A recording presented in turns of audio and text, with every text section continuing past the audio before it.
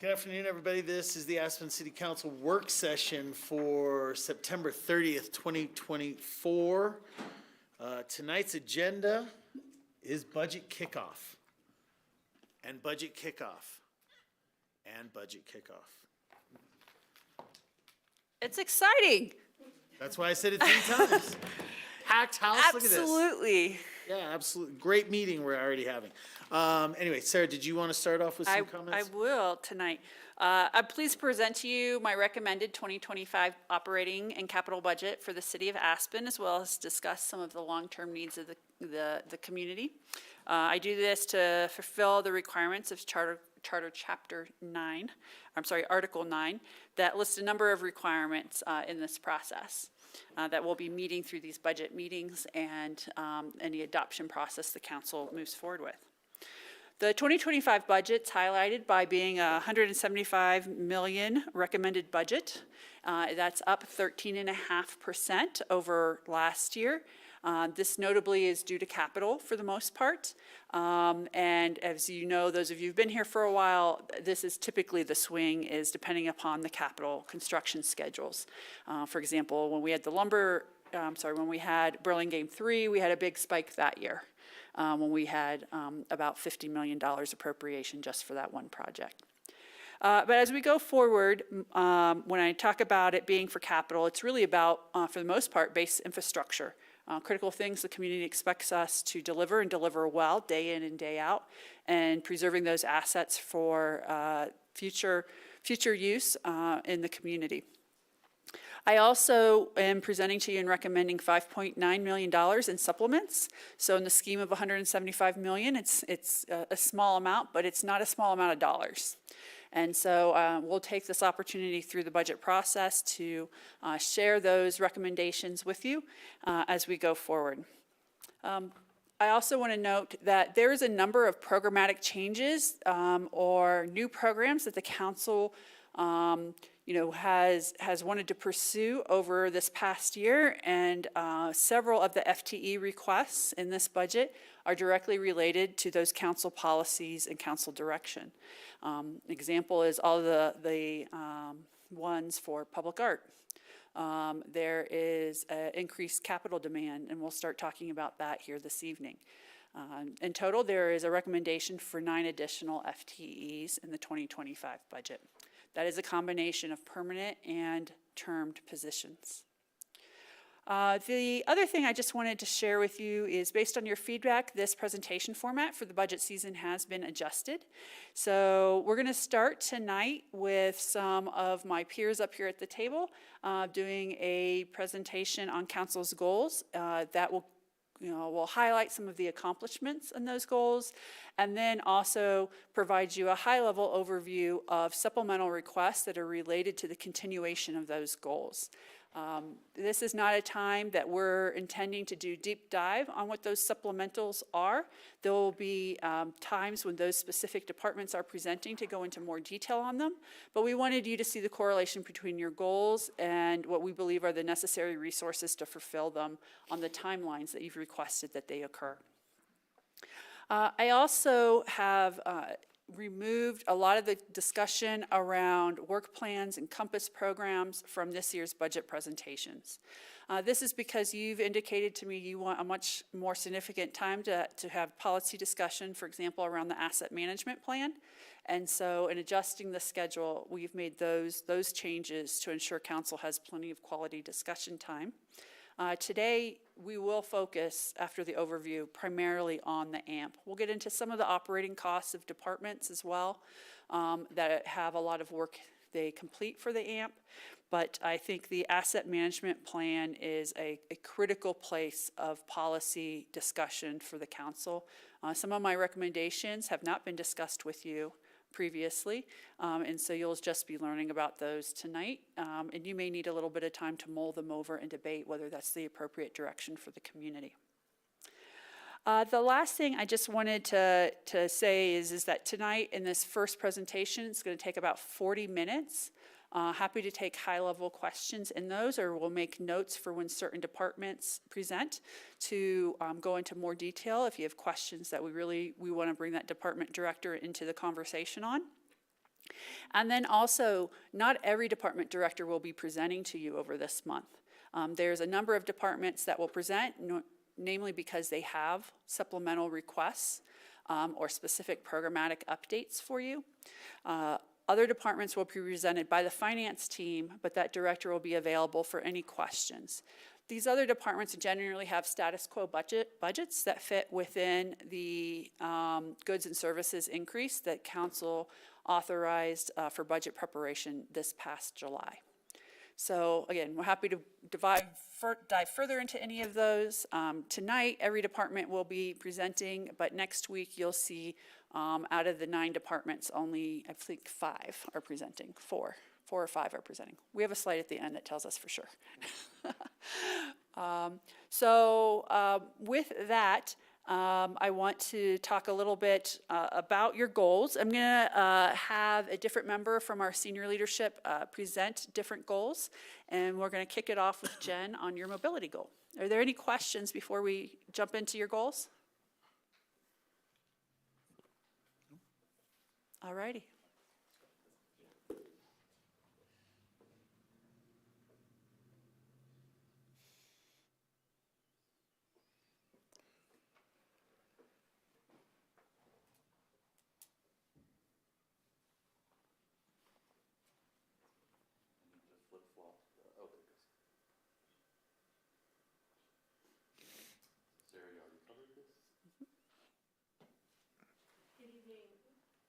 Good evening, mayors, members of council. Jen Newton, Senior Project Manager in the City Manager's Office. The city has made substantial progress on the city's mobility goal. And first, I wanted to highlight the community's acknowledgement of that, of our successes related to mobility. The community survey shows that 90% of respondents rated the overall quality of the transportation system as excellent or good. And ease of walking, travel by bicycle, and by public transportation were rated much higher than the national benchmark. Related to highlights, we advanced the conversation related to the Castle Creek Bridge conversation, and as it relates to exploring potential traffic congestion improvements from Brush Creek to Aspen, which is kind of a sub-goal of the mobility goal, the city developed a preliminary traffic study detailing pinch points within the S-curves in the Castle Creek Bridge. And staff is working with consultants to start the scoping process for an EIS. Regarding fleet electrification, currently we have 17 EVs and 28 hybrid vehicles within the fleet, and proposed for 2025, that includes 10 vehicles, equipment that are hybrids or EVs, as well as purchase of an electric bus in 2025 that then would be built out and delivered in a subsequent year. The RAFTA en-route bus charger is being commissioned and anticipated to be in use in October. RAFTA and the city are close to completing a zero-emission vehicle plan, which will provide recommendations for 10 years for transitioning the fleet over to zero-emission buses and shuttles. And then we won't cover the details for specific requests. I also neglected to mention we've started planning for the lumberyard affordable housing transit services as well.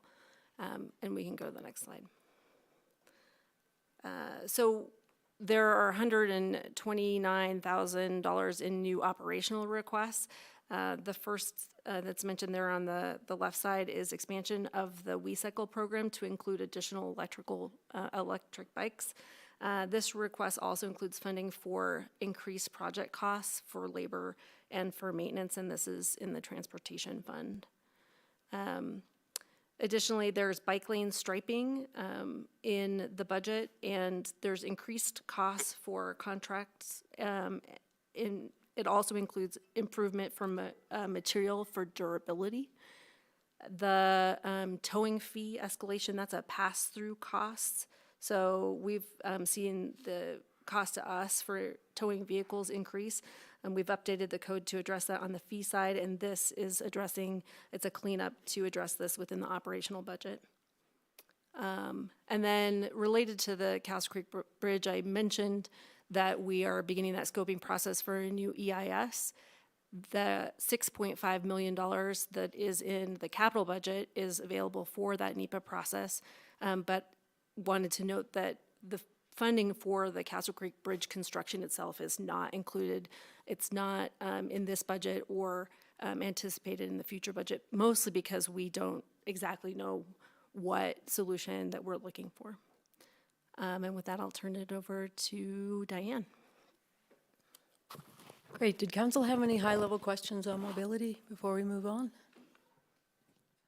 All right, on affordable housing, another one of council's goals for this year. As you saw in the community survey a couple weeks ago, 11% of our community thought availability of affordable housing was good or excellent. And I would suggest that those 11% who thought it was good or excellent probably either recently won a unit or they've never entered the lottery. Despite having the largest portfolio of affordable housing of any ski town, there is still a huge need for affordable housing. And your community still wants more. Looking at some of your accomplishments, you updated the strategic plan. Well, actually, I should say your accomplishments in concert with staff.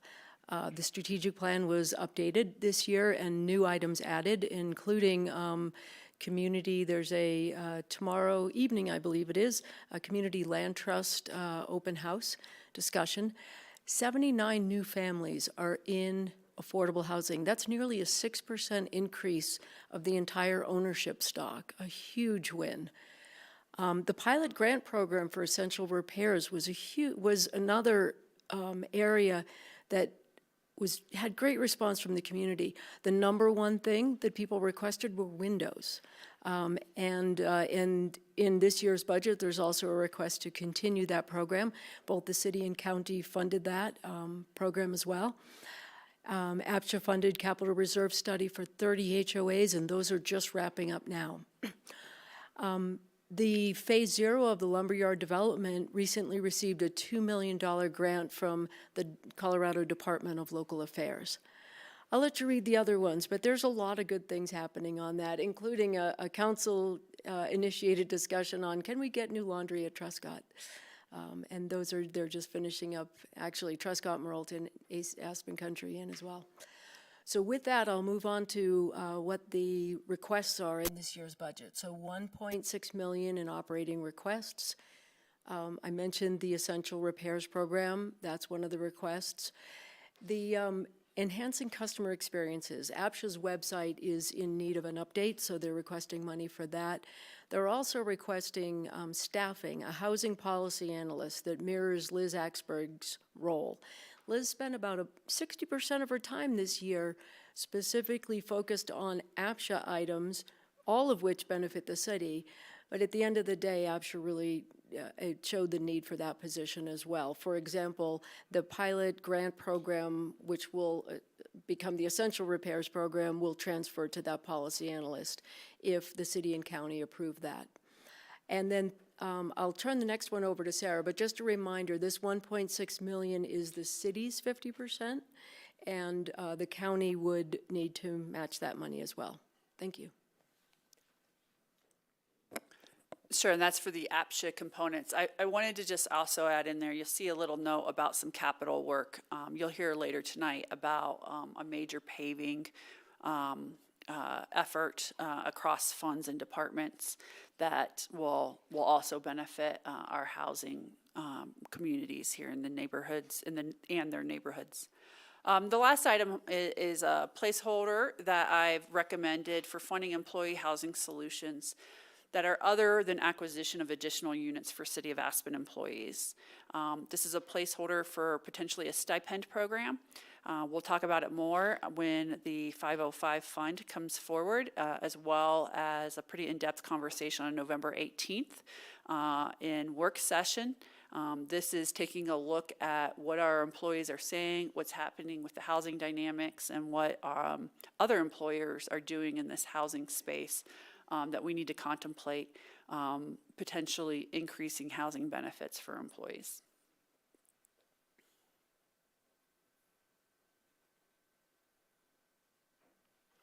Good evening, Mayor and Council. Ben Anderson, Community Development Director.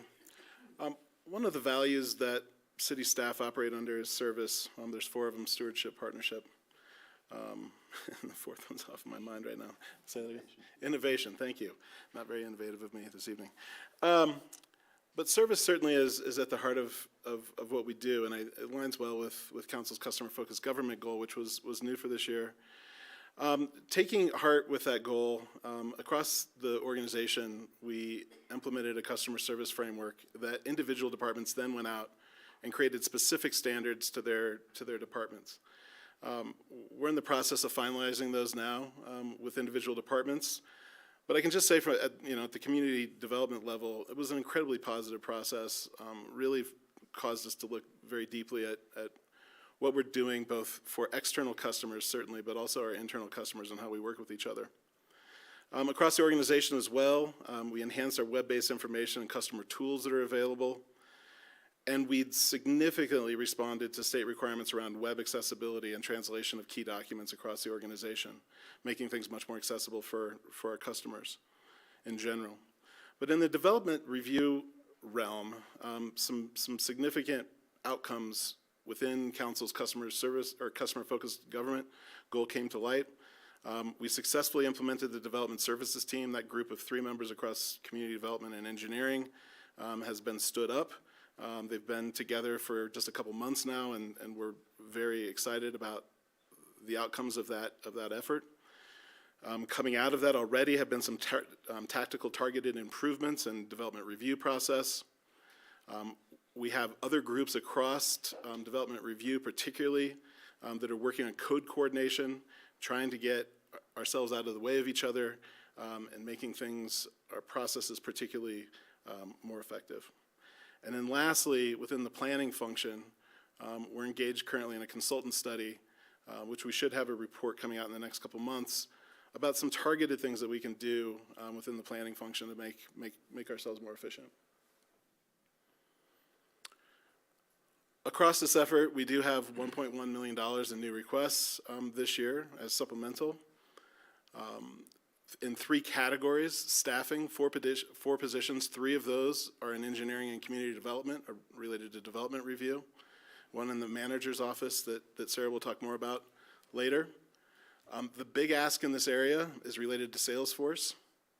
And then lastly, a couple of contracts. 1 specifically related to development review, and specifically inspection services around the Lift 1 corridor project, and then efforts to improve our community engagement efforts, specifically around Aspen Community Voice.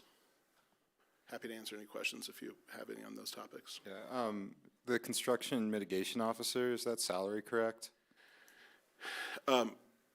Yes. Yes, it is correct. It is taking, and we'll get into it, it's taking some seasonal roles and turning it into a full-time role, so it's only a delta of the additional appropriations necessary to make the transition. Okay. Could you elaborate on the Lift 1 corridor costs? They're specifically inspection services. Both of those projects are obviously pretty complicated projects, significant structural components to them, significant mechanical components to them. And we have a very efficient team of in-house inspectors who handle, right now, 100% of our inspection requirements for projects that are going on in the city.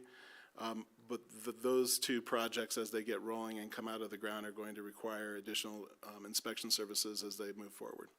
Makes sense, thanks. And just to clarify too, the building permit fee will provide the revenue that sufficiently covers the services necessary for Lift 1, including this. Bill? Thanks. Appreciate that. I'd be curious to know when we can expect to see some tangible results from these efforts. Well, I think there already have been. I would say that certainly. I will also say that as it relates to things that are going on in the Community Development Department, I think that I'm very excited about the development services team, and they've been together for about 2 months, and one of their tasks is to understand data coming out of Salesforce more effectively, to identify the permits and the process areas that are most in need of improvement. As you know, we've got a very complex, both primarily permitting process, but also land use review process. and that we've mostly been doing the same way for a long time. And some of that's going to take some time to unwind and do differently. So some of the examples would be for when we were looking at first round of reviews for certain types of permits, those times have been cut anywhere between 30 and 50% with some of the improvements that we've put in. I think where the challenge comes in is large land use applications, and these very customized homes take a longer review process than what some of our other permitting requires. I do think that the code coordination, which will be council's decision, what you're willing to change in your code to make some of these processes easier and more predictable, will be a huge milestone. So we've already have a policy resolution in front of you for a few of those items, but I anticipate there'll be quite a bit more as we get through that code coordination work coming up. I think the team's been together for about 9 months now. For some pretty solid recommendations of what needs to be looked at, but I think we're having some fierce and spirited discussion internally about what would the amended code look like. Thanks. So one thing you mentioned, Sarah, is that first round review times on permits have decreased by 30 to 50%. Would love to see the data on that. Yeah, it depends on the permit type. But an example is, I'll say is like, we've switched back to some over-the-counter permits. Those weren't services that were available a year ago, that have tried to address what is perhaps a not as complex review in a much more simplified way for that, what's often the property owner rather than their contractor. Yeah, I mean, listen, if we have accomplished that, and I don't mean to doubt you, but I have not seen the data on that, and I haven't experienced it firsthand. But if we've accomplished that, that's something certainly to celebrate. So would like to be able to celebrate that if it exists, and would like to continue the good work on that. I think that's it for high-level questions now. Thanks. Sam? Yeah, I'm gonna ask this for everyone that is adding new staffing positions. I was twofold. One, the monetary request you're making, is it coming out of the general fund for all these things, or there's no just community development fund? Community development's revenues go into the general fund. General fund. Yes. And with that, and this is for anyone that's adding new staffing, and this might be rhetorical, but where do we plan on housing 4 new positions? Before you answer, I'm just always concerned about the new positions being added, because that feels like what growth is here, and sometimes it's necessary, so I don't think there's always bad growth. Sometimes we need these positions to have the improvements that we're looking for, but if you want to take a stab at where we plan on housing these people or how we plan on mitigating for the positions we're adding, I'd love to hear it. I'll take a stab at that. Okay. So this is why we want to have a further conversation about the 505 fund and a discussion about continued acquisition of units versus housing stipends. Because it's not just these new positions, it's retention of existing staff, where we know turnover is a challenge to maintain our customer service levels. So in this particular case, I can tell you we have 2 of those positions are currently termed positions that I authorized for this team. I didn't want this team to have to wait for the budget process, so I authorized term funding within the appropriation authority from council. So they already exist and have housing. The other these positions two of already have these that. 2 of these 4 already have it. That's a good answer. Yeah, and so there's some work to do for the other 2. Yeah. And, once again, just because this is the first staffing one, this might be a question for you, Sarah, again. Can you also, help council and the community understand how staffing requests come to us, and that not all staffing requests make it to this level, and that you do turn down some, if I'm correct? Sure. I do disappoint some of my staff when I say that it's not going to move forward. And there's a couple ways that I look at that. First is I look at available funding resources. Secondly, I look at how the existing resources are utilized. Third, I look about how solid is the work plan for the position to justify its need. And then fourth, sometimes I also bring in, quite frankly, is where's their staffing levels compared to other, particularly the general fund, other demands that might be even more critical than their request. Did you turn down quite a bit of positions this time I did around? turn down some positions for this time around, yes. Okay. Thank you, yeah.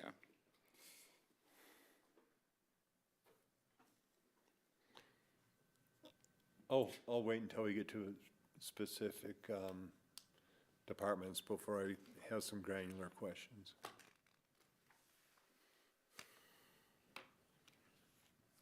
Okay, I'm going to take this one on our community building and health goal that council set, really promoting vitality, both for local businesses and well-being. I think there's some great things that are going on. First, you now have two sites that either have zoning or entitlements for early childhood education for when the time comes that you need it. We're also seeing a dramatic increase in the number of participants of early childhood educators in what we call our VIP program, which is a continuing ed program. You'll later hear a little bit about a budget request with that, with those stipend incentives that we make for people and for continuing ed in that area. We have focused on the renovation of the Red Brick Art Gallery as a gathering place. If you haven't stopped by, stop by in about 3 weeks when they have the new doorways in for the various studios and nonprofits. It's a wonderful improvement for the community. I'm really excited for them to use that space. I also, think that the council has been really dedicated in moving forward the conversation on getting the armory back into community use. You've used a significant amount of your energy in that.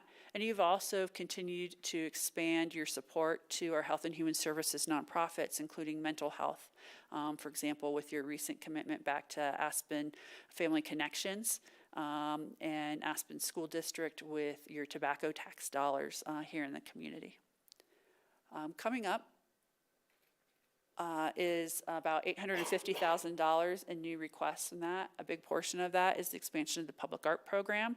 As council has contemplated this and given us general direction on, we're putting dollars to that for you. Again, tax dollars, getting them out the door and grants in the hands of people who can make an immediate impact with those funds. And then some improvements in child care as well that we think are important for maintaining the quality of programming here in Pickens County. Questions on this, community building and health? Sam? I just wanted to comment again on staffing. So the public art program manager, I'm not sure if this is a question, more of a comment of, this is something that we as a council wanted, so this is what we get for what we want, correct? We need a new FTE if we want. Yes, the pace and the type of programming you've requested for does not fit within existing staffing levels. Yeah, I just wanted to make that clear, and I appreciate you bringing that forward, and I really hope to see the tangible results from this. And I should clarify, like, just what we're showing here in this $850,000 crosses 3 different funds. So you'll hear about them in much more detail when we are discussing those funds and departments. Let's move on. A version of Protect Our Environment has been within council's goals now for several years. Accomplishments in '24, we had successful implementation of the compost program, particularly for restaurants. 54% more organic waste is diverted from the landfill as a result of those efforts. In the Building IQ benchmarking, we have, to this point, benchmarked 33% of the community's total square footage for energy and water use, free to property owners, using REMP dollars primarily. You're going to see, as directed and previously discussed, a construction diversion waste ordinance coming to you in a few weeks. And then lastly, I think per both council direction and discussion that we've been having with the community within the development process, Parks, Building, and Historic Preservation Code changes have been implemented to improve wildfire resiliency, both in the urban forest and built environment. This is a goal that I think across city agencies we take very seriously. It's one of the reasons why many of our employees work here, and I think we've done a great job in the last year. There are $1.2 million in new requests in river health, a lot of infrastructure work there, wildlife and open space, and then carbon reduction,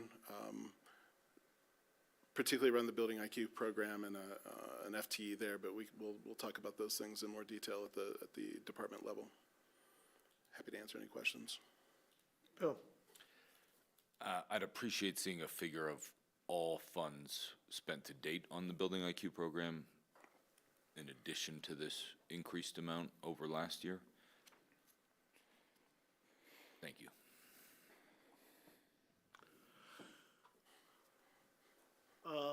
And that'd be nice to have in the context of the Building IQ program, what's next steps, where are we going, you know?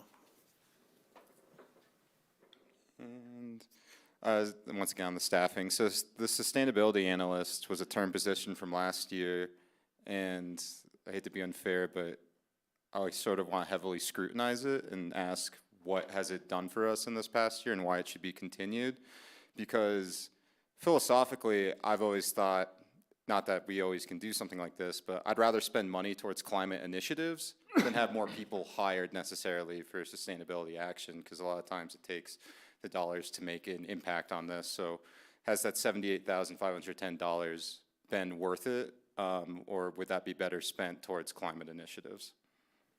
Well, I think the two are interchanged 100%. However, I will say that this is a term position that the council approved last year as a term position. We're asking for it as a term position again this year. You know, by the time we hired this person, this is a person sitting in a chair who we have brought in with a great deal of skill. And I will say that on the topics of electrification, on the topics of building performance standards, there's a lot of analysis that has to happen for us to get policies right. We're being very incremental in our approach. We're having lots of community discussions with stakeholders, property owners, other folks in the sort of energy and climate space, and we think this is absolutely necessary to get our policies right. So we'll cover it more when we get to that particular fund. I think what's key here is it's about what's the future of Building IQ? It is really probably the crux of the question that you'll have your policy debate around when we get to that.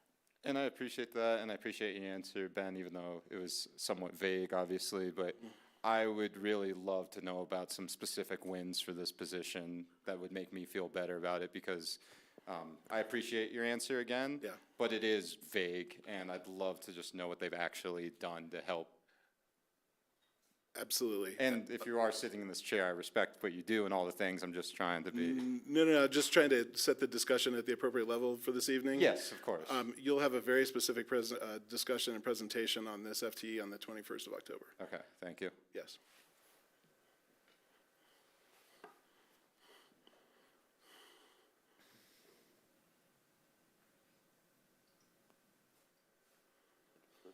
Okay. Good evening, City Council. Tyler Kristoff, Public Works Director. I'm here tonight to touch on your infrastructure goal accomplishments from this past year and how our goal-based budgeting will be responsive to this council focus area in 2025. So if you've walked around town in the past year, you've likely noticed our commitment to reinvesting in the critical infrastructure that provides the foundation for Aspen's built environment. We've aligned our long-term capital plan to give a longer-term budget snapshot of revenue requirements, find economies of scale by combining projects, and project how dollars may be spent to provide the highest level of community impact. The November ballot includes tax questions to extend the housing rent and sales tax dedicated to housing and childcare. It also includes change in tax policy on vehicle sales that would redirect tax resources for more roads and bridges.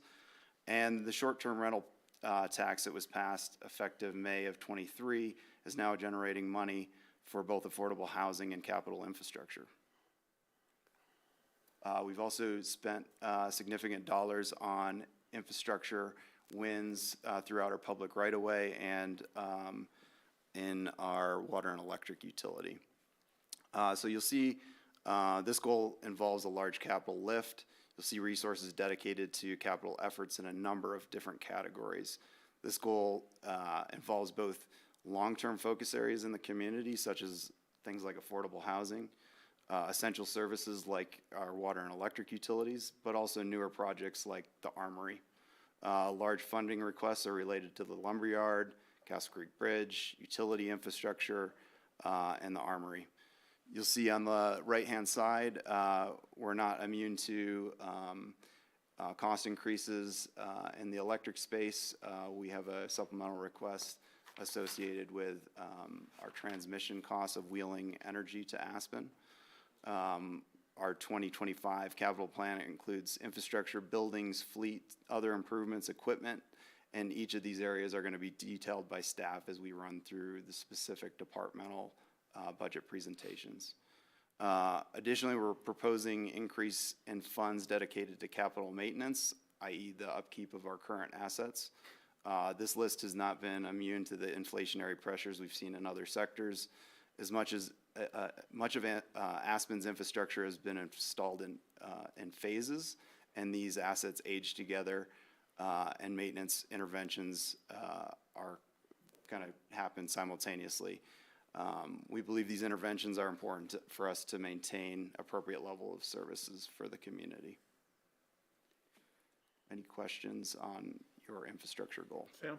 Yeah, just kind of a vague question, but we talked about infrastructure a lot up here and talk about the heavy need for it. If this is a fair question, how aggressive are we being on tackling this, and how much, or the strategy going into it, are we being really aggressive right now, or being really tactical and pushing some things off? Should we be doing more right now is really what I'm wondering. I think we can always do more. However, we're pretty strategic about how we're spending dollars. So areas that have a high consequence of, if there a failure occurs, we're trying to push dollars in that direction and be more proactive. Things that have a lower consequence, we're probably pushing out a little bit further, trying to use maintenance practices to extend the life of those assets. So to be more specific, things like our electric grid, things like our bridges in town, we're pushing dollars into those areas because the consequence of failure is high. And I'm blanking on it right now, but we also just did some major like pipe renovations. Correct. What? Yes, we've done a number of utility improvements, specifically in the Garmisch corridor. So that's water infrastructure, fiber, electric, and storm water infrastructure. And those feel safe with the plan that we have going forward as far as? Yeah, I think generally across Aspen, our assets are in good condition, but we have spots or specific pain points where higher levels of intervention are required, and that's where you'll see projects popping up. Eventually, with any good asset management program, you want to program in how quickly your assets are replaced based on the lifespan of those assets. And so we're kind of doing both of those, hitting the pain points, but also implementing the long-term asset plan. Perfect. Thank you. John? Yeah, I noticed the Garmisch street improvements are mostly wrapped up, so thanks for the hard work and congratulations. Thank you. Yeah, we appreciate the community's patience. I know that was an impactful project, but much needed in that corridor.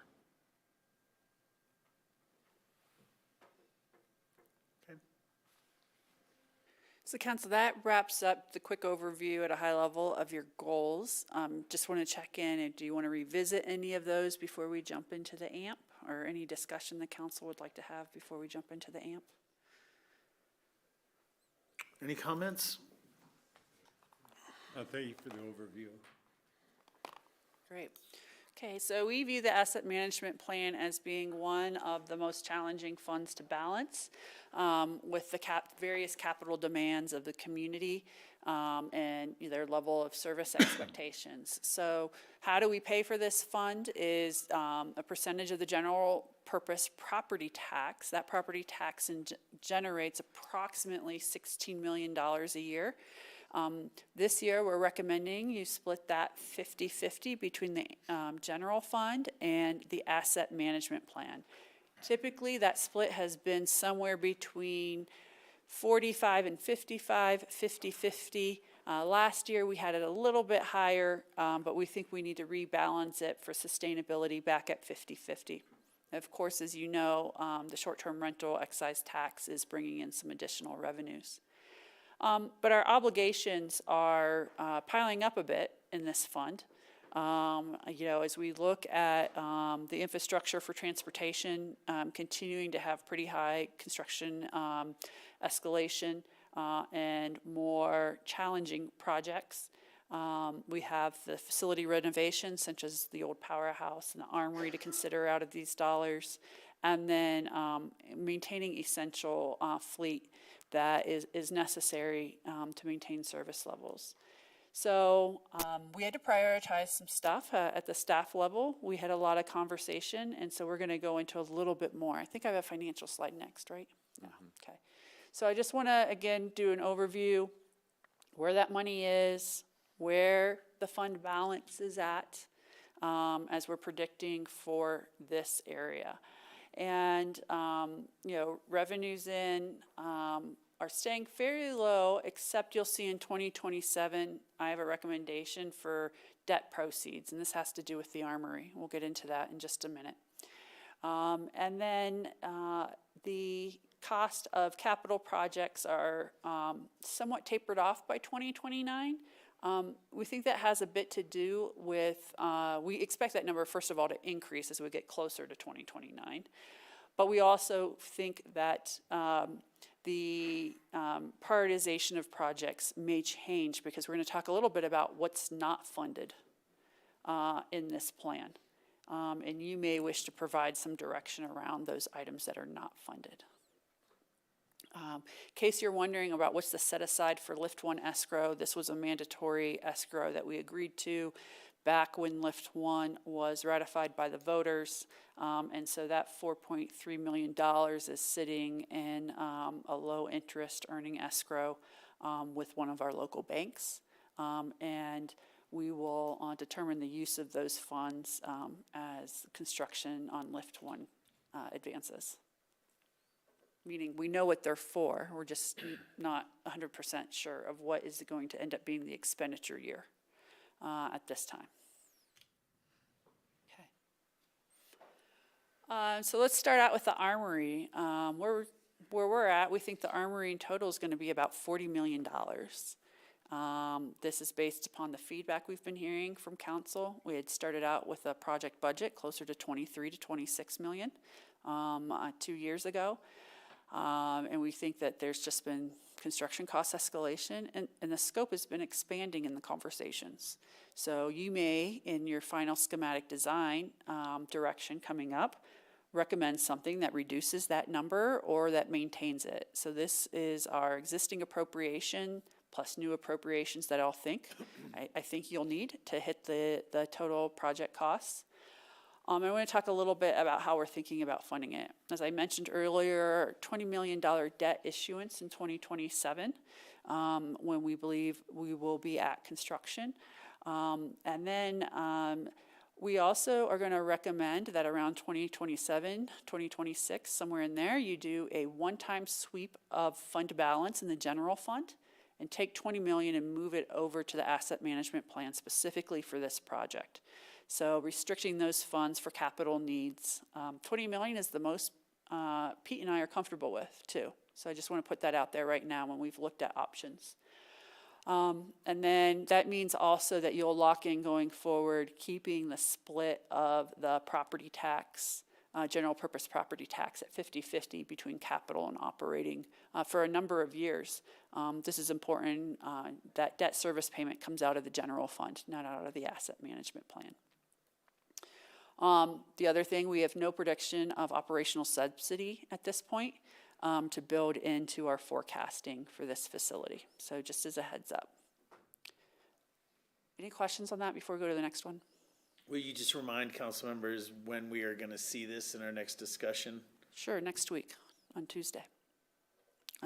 Normally we would have scheduled it as work session, but given the budget calendar, we have put it on your regular meeting as an action item to help narrow schematic design further.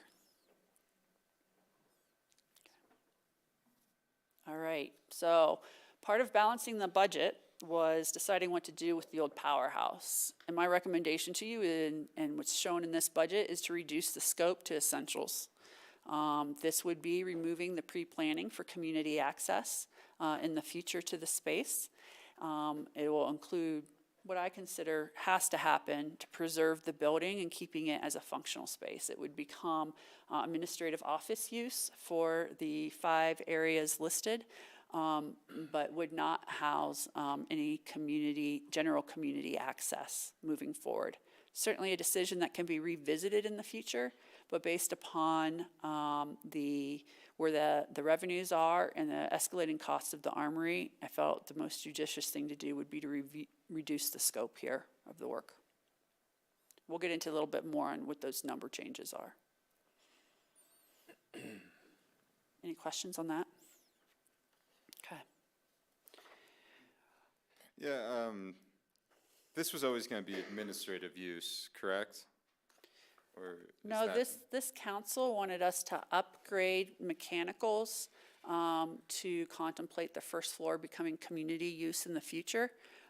This removes all of those upsizings with this proposal and puts it in, a good 15 to 20 years of administrative office use unless a future council wishes to make the upgrades at that time. I remember all these conversations, but as far as community use goes, if I recall correctly, it was kind of vague. It was just community use, but we didn't have like a specific programming going on there, unless I'm mistaken. Is that right? I think generally that's correct. It was viewed as a gathering space with some room for light catering, some enhancements on the restroom facilities for more intense use, things of that nature. At one time, and this is actually still in direction we have, that we were supposed to help accommodate theater use in the space, including on the back patio. Those are all things this recommendation removes to really focus on preservation of the building. So this is the light touch that gets what it must have, in my opinion, to maintain the historical resource appropriately for future generations. I appreciate that. I agree with it for opportunity cost purposes. Do you know the delta of like the money we're saving by reducing the scope? I think 4-ish million. Right, yeah, between 4 and 5 million is what we think is the reduction from it. We will get into it a little bit more when Rob's up here with us tonight Okay. to talk in more detail. Well, I'll say, as much as it'd be nice if this was community use, we were very vague as a council as far as what the use was going to be, so if something has to be chopped. This makes sense to me, unfortunately. And it's certainly for your debate about whether that reduction happens here, does it happen in armory scope, does it happen in something else? That's really up to this council to set priority on. This is my recommendation, though, based upon what I see as the needs of the community and the emphasis you've placed on the armory. No, and that comment is perfect for the fact that I see this as an opportunity cost. Obviously, you do too, and I want to go all in on the armory and make it as perfect as humanly possible. So since we were so vague on this, I think we do have a great vision for the armory if we can actually see it through. Bill? Not so much a question now as a comment, and I know we're going to get further into the numbers on this, but I just think it's a shame that we haven't taken advantage of other office opportunities and freed this up for community use to be more specifically defined, because I think it's a special asset and a special location, and I think it's a shame to see it go to 100% administrative office use for the foreseeable future. So if you recall, I suggested an opportunity across the street from here that would have, I think, allowed most, if not all, of those office uses to plug into there at a relatively low cost, and could not get the support of the four of you on that. So I just think it's a shame. Yeah, understood. I did not support purchasing any space inside of another building when the city has some. I agree that this should be community space. I think what's really tying our hands here is the armory project that we're trying to move forward with. Community space is a wonderful amenity and a wonderful asset, but we have real needs as well, and so they got to go somewhere. I preferred this to be utilized as the community space and maybe retaining the armory for its offices and city hall, but I didn't win that one either years ago. So, yeah, I appreciate the scaling this back on the scope of work here. I do agree that we would love to figure out a way for less office space to be needed and utilized, especially here. And this is just something that council members should just be thinking about as we get through these budget hearings to see if there's any other opportunities here. Ward? Yeah, since we're opining on the use of this space in the Armory, I've always felt that the Armory should be the space for community use, and I value this property as being a buffer between the hustle and bustle of downtown and the residential area that is adjacent to it and or above the hill from it. And as much as we'd like to do everything, we're at a budget discussions where we can't do everything, and so we have to make adjustments. And I support what you're requesting here or suggesting here, and really to emphasize making the Armory, the last drawings we saw, and making the Armory the community center and gathering place. Thanks. I want to talk a little bit about one other area that has quite a few supplementals. And rather than having to talk about them 10,000 here or 15,000 there, I wanted to present them to you collectively, and that's our IT investments. When I look at what we pay for IT services and the percentage of the total budget compared to certainly the private sector, but even to other municipalities, we're a bit low in that investment. And a lot of that has to do with us holding on to legacy systems to avoid going to subscription-based systems, and time's catching up with us. So what I mean here is, for example, software you used to buy the package, buy the patch updates for in a transactional way, that is now delivered as a service that you pay either some kind of licensing fee for, whether that's by user or you pay for an unlimited user license, and we're starting to feel the impacts of that. That's why you're seeing these numbers. Additionally, as Ben mentioned a little bit earlier, we want to put some emphasis on Salesforce. We have some code that is going to retire in Salesforce. Want to be ahead of that for our customers and our staff to update that. And it's just sort of the nature of the beast, unfortunately, of this industry right now. I think we're doing some things to try to pull some of these costs back in terms of some of how we're auditing our software licensing and eliminating less essential software packages. But in lieu of each of these departments having to talk in detail here, I wanted you to see the big picture when we're looking at hosting services as a subscription, user access as a subscription. It's necessary. The last thing I'll just say is we do say new tools for emergency preparedness. This has to do with some of our evacuation planning and that technology and taking it the next step for community access. And police department will talk with you a little bit more about that during their presentation. Bill? We can certainly do this when we get into community development or now, whatever your preference is, Sarah, but I'd like to understand more about what you talked about, the retirement of the Salesforce code piece, and about Salesforce in general, what parts of the organization it's used for, what it isn't used for, what it's there to accomplish. As you well know, most of my experiences within community development, in my experience, processes have gotten slower since we implemented Salesforce in that regard, not faster. So I don't know how it's bringing efficiency, and we're spending a fortune on it. So I'd like to understand those pieces. Sure, when we get to the ComDev tonight, we can talk about that some more. Okay, so in all, our supplements total, as I said, $5.9 million. I just wanted to kind of give you a spatial reference of where those big dollars are at. So they're really that affordable housing by far, some of the environmental initiatives and customer-focused government initiatives is where those big supplemental requests are coming from. This is, again, all mainly operating dollars shown here. Most of the capital is listed separately. I think this budget in particular forced us to prioritize things in a different way than I've had to in the other, 6-7 years of doing this here in our community. And I appreciated that challenge from council to think about some of this a little differently and really try to come back to you in reflection of what we saw in the community survey, what you're hearing from constituents, and what the dialogue's been at the table for the last year. So with that, I want to, though, make sure you know what's not in here in the 2025 proposed budget. The big one, in my eyes, well, these are all big, but we're not talking about the pedestrian mall upgrades in this budget, nor in our forecasting. I think that is something that we're going to need to have in 2025 a more detailed conversation on.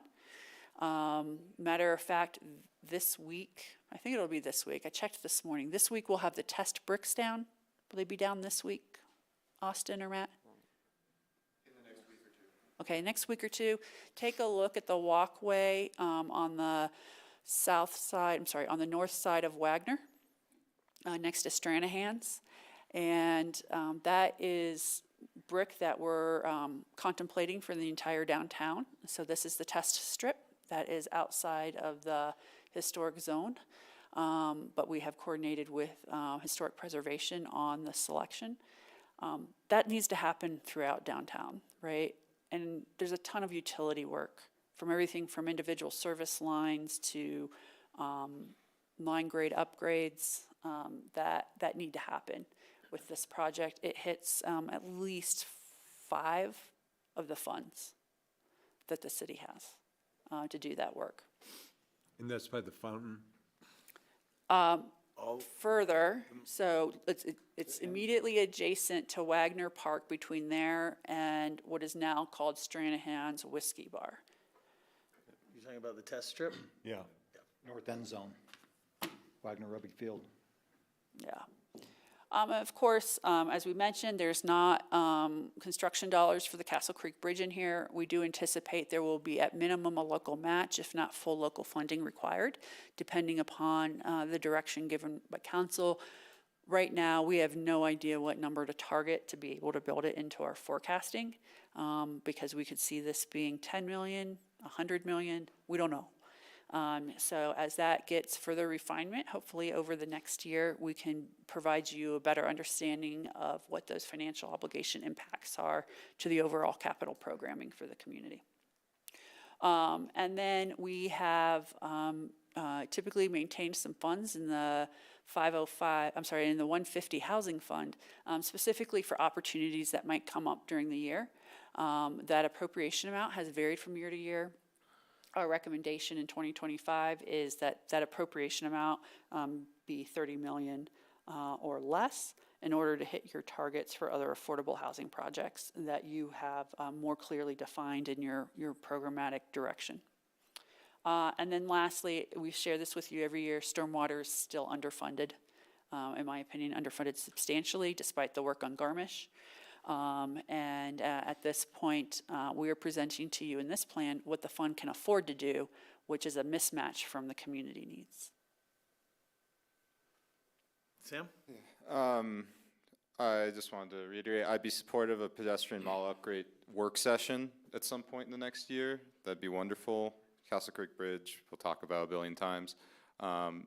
New housing opportunities, that's fine for now. And then the stormwater one was sort of what I was alluding to earlier as far as should we be doing more, like, should I signal to you that we should be doing more in this budget? Or if it's critical right now, why aren't we just saying as a council, let's put more money from the general fund towards it? So that's a great question. Our stormwater program right now is going through a condition assessment system-wide. So council approved a supplemental request of 300,000 maybe in the last month or so. And we have a crew out right now cammering and cleaning lines to basically get a snapshot of the condition of our stormwater infrastructure. That effort will continue next spring. And with that information, I think we'll be well armed to figure out what our capital spend should be on an annual basis. So I guess the short answer is we'll get back to you on that, but shortly. But generally thinking that we're going to have some more capital needs. Okay, well, then as just a council member, I'll signal, yeah, don't let this fall apart, and I'd be very supportive of making sure that it's taken care of as needed. This is one of those things that you just don't let fall through the cracks, and we have, even though we have a budget and we have financial restrictions, this is a good use of money. Yep. It needs to be done. Appreciate that. Sure. Just to piggyback on that, I agree with everything Sam said and want to remind everyone that that stormwater fund just experienced a significant windfall from the real estate tax increases that were taken this past year. So there's significantly more resources in there than there have been in the past. Is that accurate, Pete? It did receive more money due to the value of property going up in town. It did not go up substantially, more sufficient enough to cover the kind of capital projects that are in the long-term horizon. Pete, if I'm correct, I want to say it's around 200K a year increase from Yeah. where it sat before, so it's a relatively modest amount. The mill levy on the dedicated stormwater is very small compared to the rest of the general purpose property tax. Thanks for that clarity. I just wanted to make comments on item number A here. Yeah, I think I've been looking at pedestrian mall upgrade plans for 15 years. And the one area, and I understand that there's a lot of infrastructure underneath that needs to be repaired as we do this. But what we've been looking at for the last couple of years was wondering if there was any way for us to do the mall upgrades on where pedestrians enter the mall. We're currently, in our summers, we're utilizing the temporary barricades. And so I think there might be support if we were able to move forward on those edge areas where they interface with the street, so that we could put in more permanent solutions for pedestrian safety there. I think it would be great. I understand, though, it sounds like it's, if you start on the edge, you've got to go all the way to the middle, or whatever the condition is. But I wish that we were coming up with a pedestrian mall plan to start attacking it. We do have actually some interim solutions that we're planning on bringing back to you early next year, and letting you weigh the pros and cons of, once you open it up, there's a lot of unknown risk right now.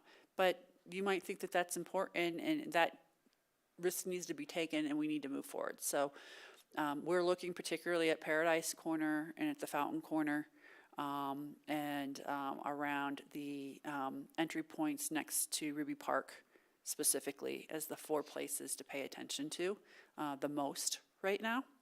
And like I said, we'll bring back in Q1 that will help plan for 2026 and beyond. Ward, did you have comments? Yeah, it's been a long time since I think we've revisited the mall project. I know the first couple of years, or I was on council, we spent a lot of time on this, and then the cost is very substantial. So I look forward to presentation early in 2025, and perhaps biting a couple of bites out of the elephant and trying to get this moving along. But an overview of where we've been in the past would be good for council members that have not been sitting through all of those over the years. Okay. Alrighty, well, I've asked Pete to just go over some of the numbers, some of the funds that are doing great, some of the funds that are on our watch list, before we hop in specifically to the asset department tonight. Thanks, Sarah. Pete Strecker, Finance Director. As Sarah said, I'll navigate us through the last few slides before we jump into departments. We've been talking a lot about expenditure needs or expenditure authority, and basically I want to talk just real quickly about revenues. Obviously you need resources to be able to make those things happen that we've been talking about thus far. I want you to know that projected for 2025, we are anticipating about $200 million in revenue. That is supposed to be coming roughly for 50% from taxes and 50% from either fees for services or permitting type activities. There was some conversation earlier about kind of, can we use funds from one fund to pay for some other needs in another area? That's a good point to bring up that there are discretionary resources and non-discretionary resources, and pretty much almost everything is non-discretionary. Almost every tax base has a requirement to use the funds for something specific based on the ballot question. All the fees that we generate are supposed to have a nexus test to what they're being charged for, that they are applied to provide the cost of service.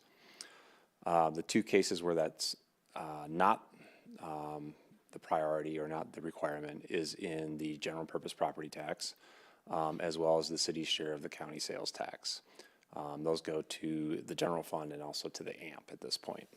So right now that flexibility really lives in those two funds. And as Sarah's mentioned already, you know, we have competing priorities in the AMP, we have competing priorities in the general fund. So we are trying to do that balance. In terms of 2025, we do anticipate, we kind of gave you a forecast back in July. We said we were being conservative through the rest of this year, and it still had some moderate growth in our assumption. At this point, we're actually tracking better than expected, which is great news. I'll tell you that other communities in Colorado aren't doing quite as well as the city is. So we're going to probably have a better than anticipated result for this year. For 2026, I do want you to know that that we have anticipated some downturn or some downside risk due to the potential airport closure for the second half of that year. We have not penciled anything beyond that, but right now we put in a 15% reduction in our tax base for 2026. That just gave us a sense of, are the funds able to kind of weather that storm, and we look okay at this point. It's truly just a placeholder. We'll revisit this as we get closer, but right now, just so you see that in the book, you'll see some declines in some of the revenue streams. A couple questions on this, Pete. if I can. Firstly, thanks for your thoughtfulness on that, Pete. I think you're spot on most of this. How does the $200 million anticipated for 25 compare to your adjusted projections for 24? It'll be about 2.5%, 3%, I think, up for the tax percentage. Obviously, the revenue growth, it depends on the specific type of, the fee growth, it depends on the specific action. So the rec center has kind of a limited growth based on their discussion they'll bring forward to, well, they already brought it to you on their fee escalation plan. Community development, we actually kind of held that fairly moderate, not anticipating a big bump in that year. So it depends on those particular fees, but in terms of tax base, about 3% growth, which I think is pretty conservative at this point. So are we talking like 195 million expected by the end of 24 this year? versus full year 25? You know, quite honestly, we could get pretty close to 200 million based on rough estimate right now. So kind of flat projected. Yep. Okay, great. And then one comment on the airport. I think I've heard 8 to 12 month closure. Yes. For the full project. So it sounds like maybe you're spanning 26 and 27. Yeah, I didn't have actual timeline when I had come up with that estimate. So I kind of put a 15% reduction in 26 only. Honestly, that again is just a bit of a placeholder. Do I think it'll be worse than that? It's always possible, but I don't anticipate it to be worse than 15%, even for that 12-month period if you're looking at it that way. Yeah, I'm fearful of that one, but I'm glad you're thinking about it now. Thanks. Any other questions?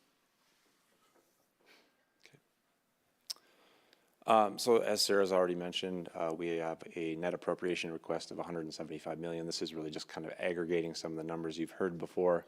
That is roughly a 14% increase over the original 24 budget. You can see about half of that is of that growth is coming from that capital increase, about 11 million, almost $12 million. The base budget grew by about 5%, and then the supplementals add in kind of the remaining sum of that. Even with all of those increases on expenditure authority, we are anticipating that the ending fund balance will actually grow about another 15% to about 292 million. Can you help us all understand what the ending fund balance, what funds are growing so much, and what funds are the greatest benefactors of that fund balance growth? I'm glad you asked that question. Maybe we can go to the next slide. So we've developed this slide for kind of the watch list, and on the left-hand side, you can see where the majority of that 292 million resides. Most of those funds have anticipated uses for those dollars as well. Lumberyard obviously is a very big one of those. We talked about the general fund and sweeping $20 million into the AMP to help pay for the armory in 2 years. We have future planning needs on the Kids First for another child care facility. So we have where that money resides kind of on the left-hand side here. Obviously, again, all those monies were brought in with dedicated uses pretty much, the only exception being the general purpose property tax and the city share of the county sales tax. So that's really where that your flexibility resides. Do you ever have these accounting charts with like encumbered money next to it too? Because it's, I'm not saying it's misleading to watch a fund balance grow but it is when you also have dedicated uses for it. So it's like, it is sort of like money spent, even though it's growth in money as well. Right. So we obviously are carrying these funds in the reserves of each area, right? But our long-range plans are really what's showing your encumbrances because you don't have contracts for a lot of those projects yet.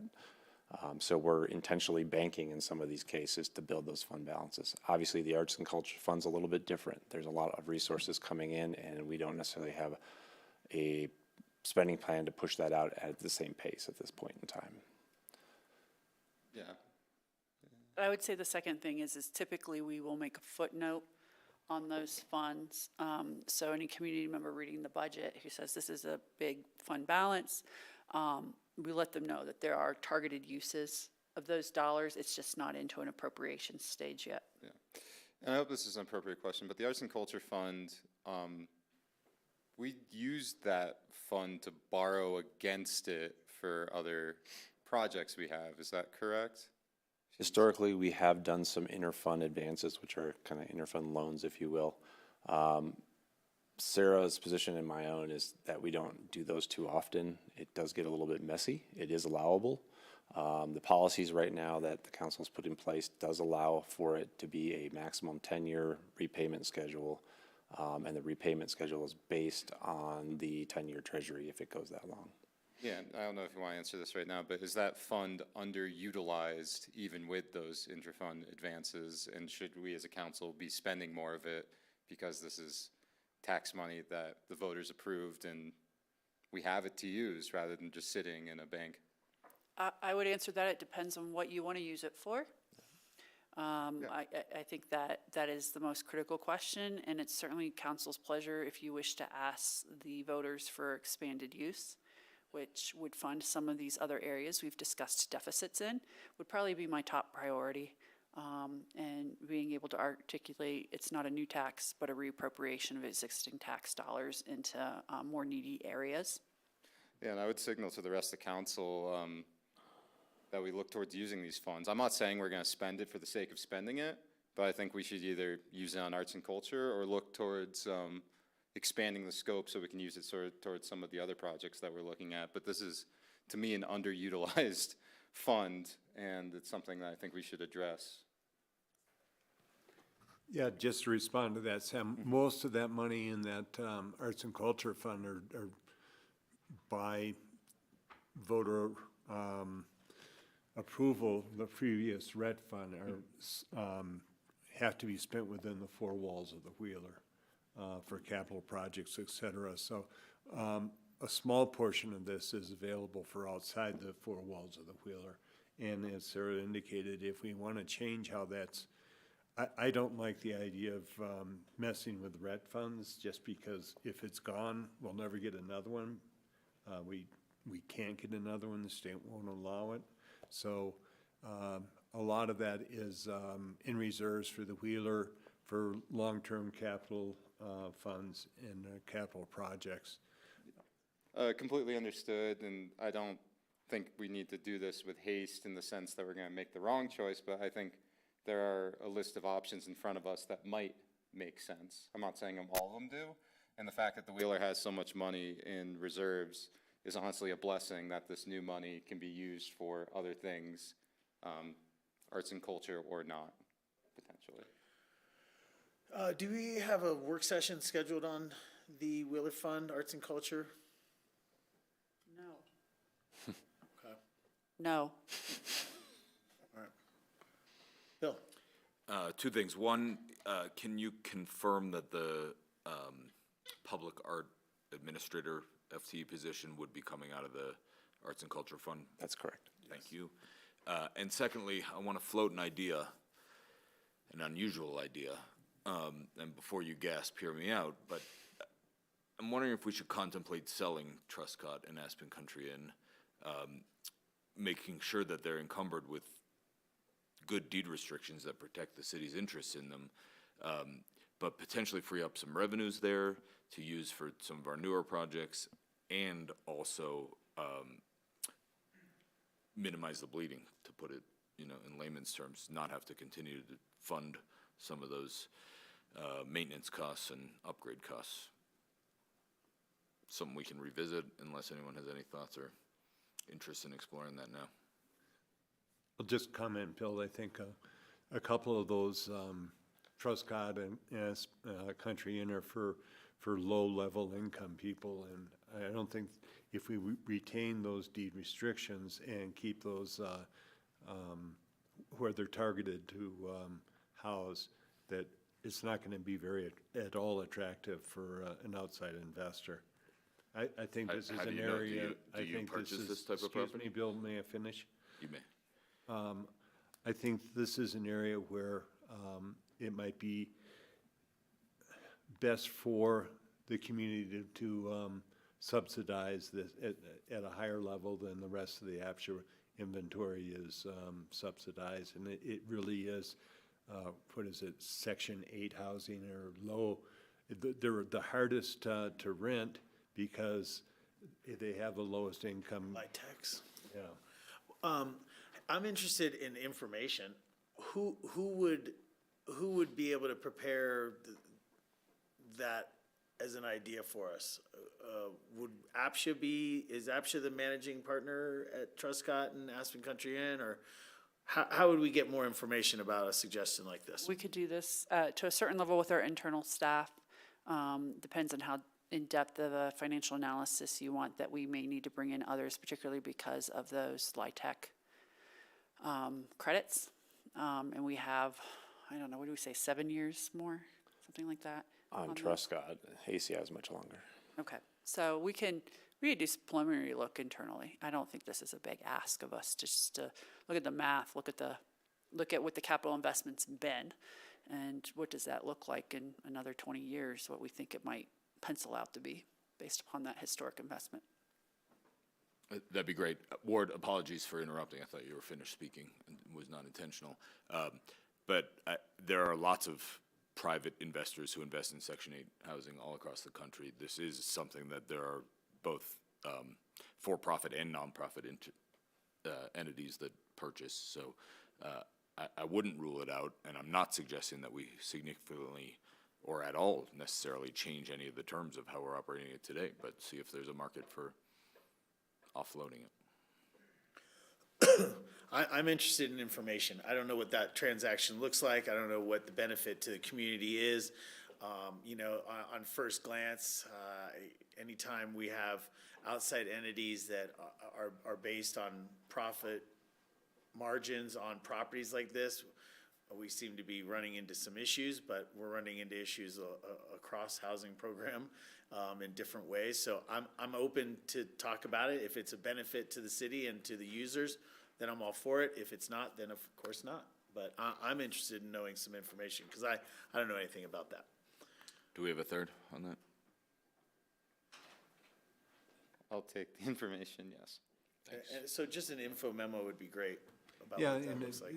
to address some of Bill's points, if housing tax credits are available for some private investor to come in and purchase it, just to give us an overview of how it might be attractive to a private investor. So then you might be getting beyond our staff's expertise, just to talk about what is it attractive or not attractive. I think I would need to engage consulting services. We certainly can ask around informally. What we have the expertise to do is some of that initial financial analysis with our real estate experience internally, but not necessarily understanding the marketplace. And quite frankly, I don't quite understand how it affects the current investors who hold those tax credits. That's definitely beyond staff's expertise. Well, if there's any way to get the preliminary scope of what we're talking about, that'd be great. It sounds, I hear what you're saying, though. If it goes in depth towards going down that path, we're gonna need some expertise. But I'd love to just know first blush information, because I really don't know. And then I'd love to hear your take on it as well, after that. As far as Sam goes, Sam, I appreciate the arts and culture, initiative that you're talking about. You know, I was part of this council over the last 5 years where we actually started utilizing some of those funds for greater uses, and we went to the voters for that authorization. I have my concerns around the fund and how it relates directly to the Wheeler. Again, I'm open to having the conversation, but I've for years have been in the same camp of being protective about the initial usage of those funds, which was for the Wheeler. I do see that there's the opportunity for greater arts and cultural connection in our community, so I'm all for that. But I also would want to have that conversation with the Wheeler as a fundamental in that fund and what it means to that fund as its main charge. So I'm open to it. I don't think that I have quite as expansive maybe thoughts that you'd have, but that's probably because of my experience over the years with that fund. So I would say let's just take, maybe we look at that as in a work session early next year. Yeah, that'd be nice. I'm not saying yes to anything. I just want options to be laid out of best uses of it, whether it be arts and culture or whether, as Sarah, whether it be a suggestion or not, what you could go to the voters for to use it for other things that are within city needs, and just laying out options and deciding if any make sense. Maybe all of them don't, but it'd be nice to know rather than just let the fund sit dormant collecting money, which is not the worst thing in the world. But if there are options out there, that'd be nice. Yeah. Any other on these slides? I am just going to take a moment to point out the 501 employee benefits plan. You recently probably read an article about Roaring Fork School District also having some challenges in their self-funded insurance pool. We're certainly nowhere near the situation of Roaring Fork School District, but we're watching this closely, and we anticipate even to close out this year, we'll come back to you for some additional appropriations on claim payouts. And when we get there to that particular fund, we'll talk with you a little bit more about some of the cost containment measures that we're implementing right now and some of the negotiations we're having directly with major hospitals and providers here in the Valley as direct contracts. Okay. Again, this is kind of a reiteration of the fund reserves, and maybe this is a good way to lay it out in terms of where does that money reside. So we've kind of talked about those bottom three bars where all this fund balance is kind of accumulated predominantly. And again, we've talked a little bit about the uses of those resources over time, the next few years. So there are some funds at the top, obviously, that don't have either any reserve or very minimal reserves, and that is actually by intention. Some of those funds are direct pass-throughs, or like our debt service fund just accumulates resources from other governmental funds to pay the debt service. So it's kind of an in and out kind of fund, but we're required to have it under GASB. So I think with that, if there's any questions on fund health? Pete, could you just articulate what GASB is? Maybe not everyone here today is Governmental familiar Accounting with it. Standards Board. So it's one of the entities that would rule kind of our financial reporting and obligation documentation. So it serves fully in a regulatory manner for us. Could you just go back to that last slide and leave it there for a minute? Thanks. Okay, at this time, questions on what you've just seen for fund outlook and awareness. Okay, thanks, Pete. Sorry, I got one. So wait, tourism promotion fund. Which fund are we using towards, was it X Games? So we'll get into that tonight. There's a couple of different ways funds are paid in support of X Games. Traditionally, it has come from the general fund. Yeah. And tonight, I'm making a recommendation different than that to you. I thought so, and yeah, that's what I asked, and we'll talk about it later. Okay. Thank you. Yep.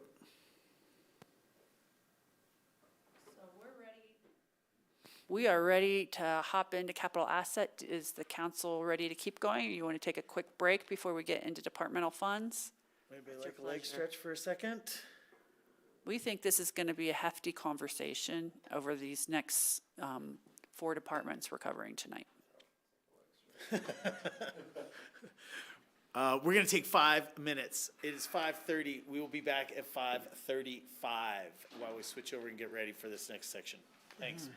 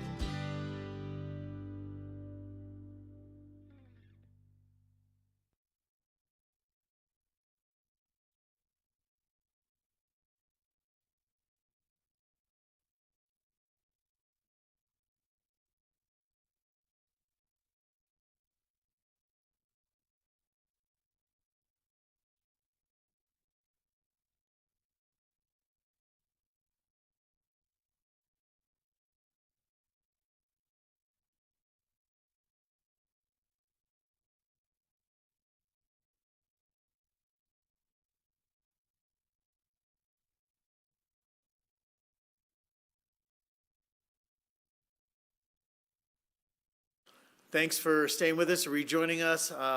We just took a 5-minute recess from our work session. This is September 30th, 2024. All right, so I'm excited to jump into this.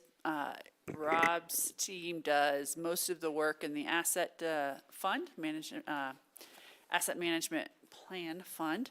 And this is going to be a great time if you want to get into those more detailed questions about what we're taking out of scope at the powerhouse and our recommendations, and how we got to that $40 million number on the armory, all those kinds of things. And then he'll talk about some other needs we have as well that have cropped up that we think we should plan for. Go for it, Rob. So, yeah, thank you. Good evening. Rob Schober, Asset Director, presenting on behalf of the Capital Asset Department. So our department provides the organization with long-range financial planning, project management services, as well as we work to maintain the city's assets here. Just a note and that I'll be talking specifically about the AMP fund tonight, but we do work with multiple departments across multiple funds, the Wheeler Police Department, Truscott, Rolt. We do work with multiple departments across multiple funds, so. And this picture is from a team building exercise over the winter, it looks like? Correct, yeah, that's at the base of Highlands. Excellent. Not enough skis in the photo, but okay. All right, so Sarah did touch on this briefly already, so I'll go over it real quick again. The total revenues in for the AMP fund for 2025 is $10.5 million. Items to note, the vast majority of that is from property taxes, but there is a transfer in this year from the transportation fund of $3.3 million to cover the Castle Creek Bridge work. And you note there in 2027, the previous dollars we had talked about with $20 million in debt proceeds and a $20 million transfer from the general fund, and that is for the armory work. Can I ask one quick question on that?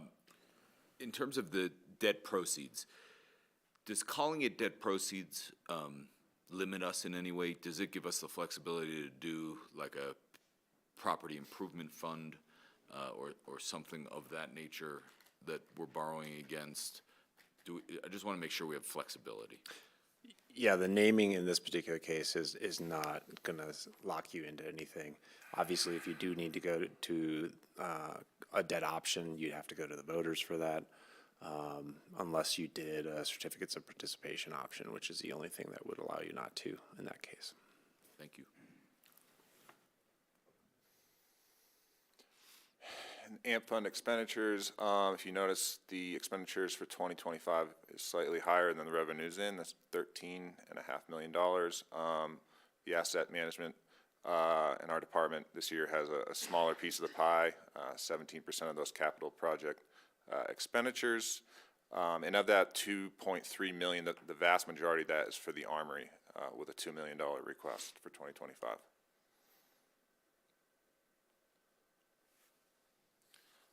So armory remodel and reuse project, remodel the armory for community use.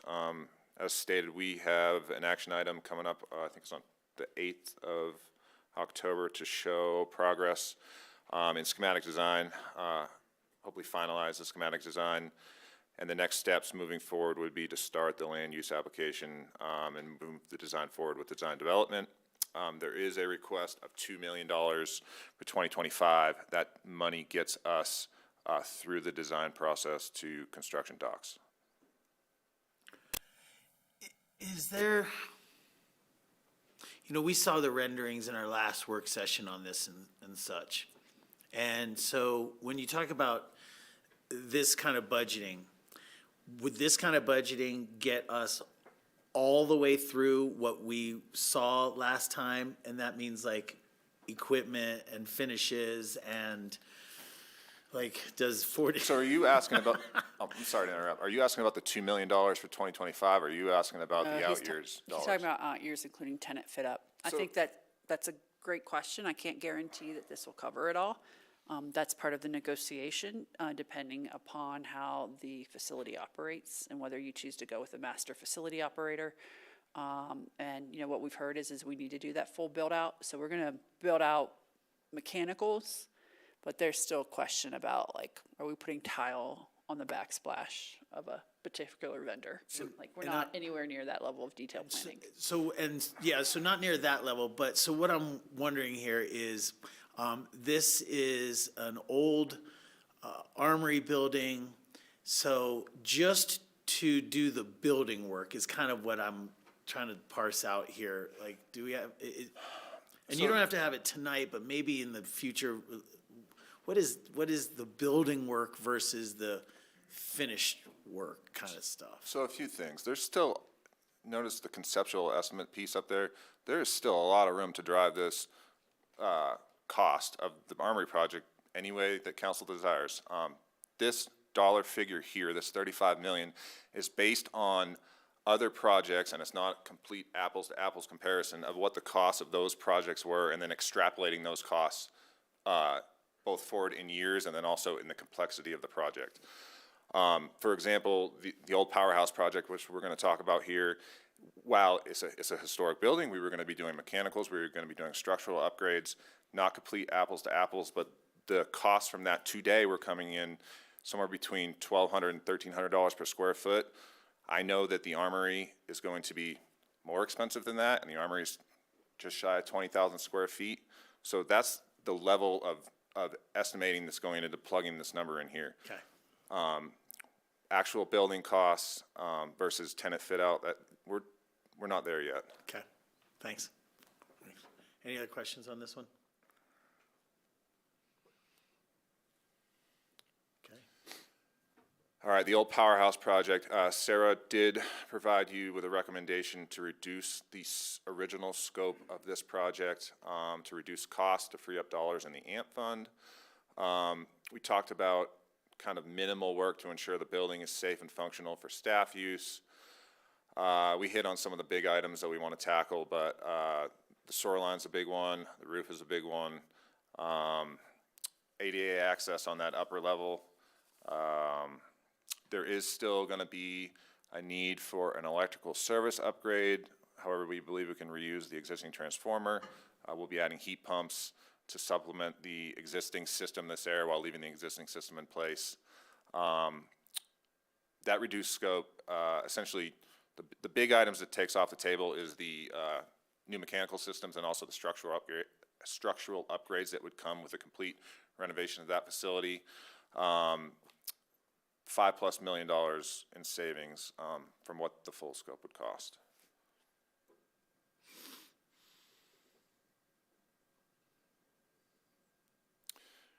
Are there any questions here about capital maintenance projects?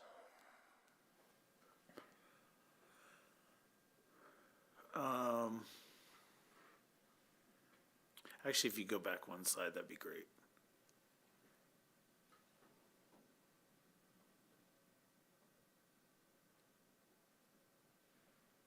All right, thanks. And council, I just want to clarify, too, is that you see those prior years, could you please go back to, at the 4.45 million, that is appropriations you've already made that we will carry forward. Because of this reduced scope, it affects how we've been bidding the project. And so we'll ask you in spring to carry forward these dollars to do that reduced scope. So just to make sure there's some clarity there about how we're not asking for a bunch of new money. Okay.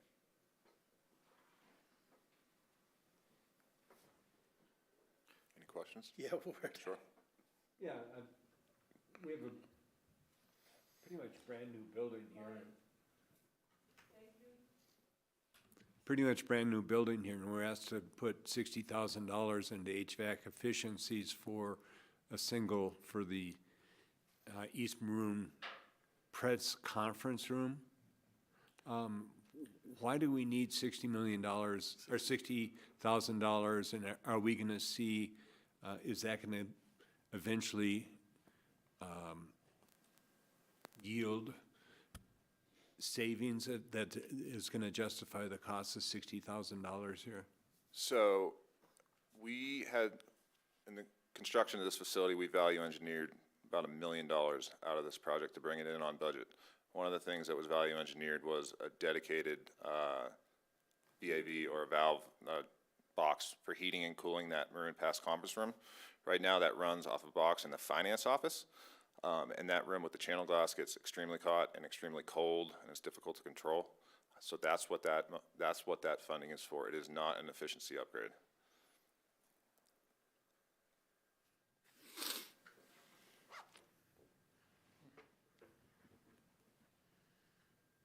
Any other questions here? Yeah, I guess on 40,002, that's just general maintenance across all other miscellaneous facilities? That's correct. And is that similar to what you carry in a typical year, or is that different? It's what we carry in a typical year with escalation put onto it moving Thanks. forward.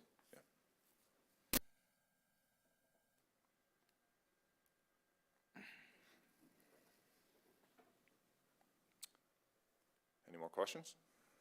Good job on your supplementals. All right, thank you, guys. Thanks, Ron.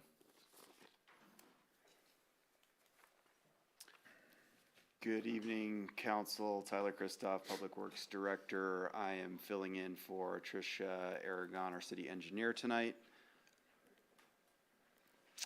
Just going through the engineering department's budget. We believe the fundamental focus areas align with key interests within the community and with council goals.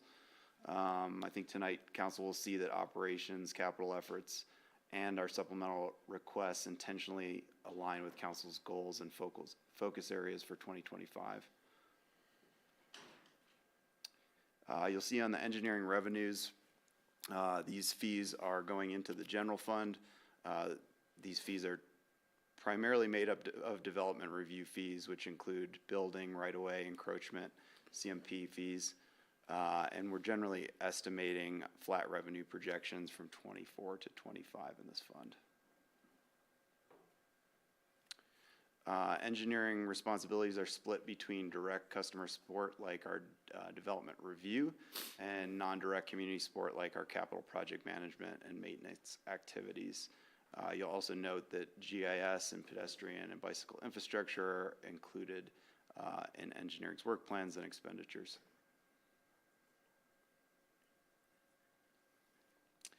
This department has a number of supplemental requests that you've gotten a quick preview earlier this evening. The first one is a request for a construction mitigation officer. This is converting 2 seasonal positions into 1 full-time position.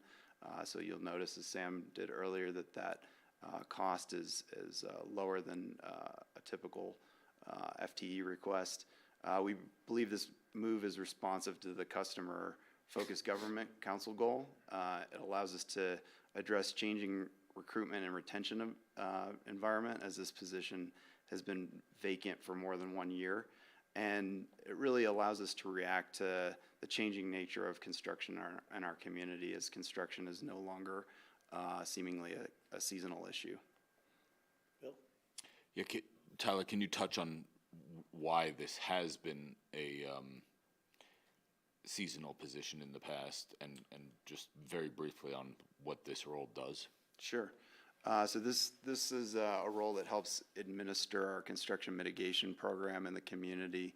Our construction mitigation officers are reviewing construction mitigation plans and also visiting sites, coordinating with multiple projects to ensure that they're being mindful of community impact. Traditionally, this has been a part-time or seasonal position, as we seem to see the most construction impacts during our off-seasons and summer seasons. It also corresponded with some recruitment opportunities that the seasonal nature of our community afforded us. So we were able to recruit folks off the ski mountains, for example, to work these positions. What we're seeing is folks that have traditionally worked in these roles have not come back. There's changing work environment and changing construction environment, and so we feel like we've needed to pivot to be responsive to the community's needs. Thanks.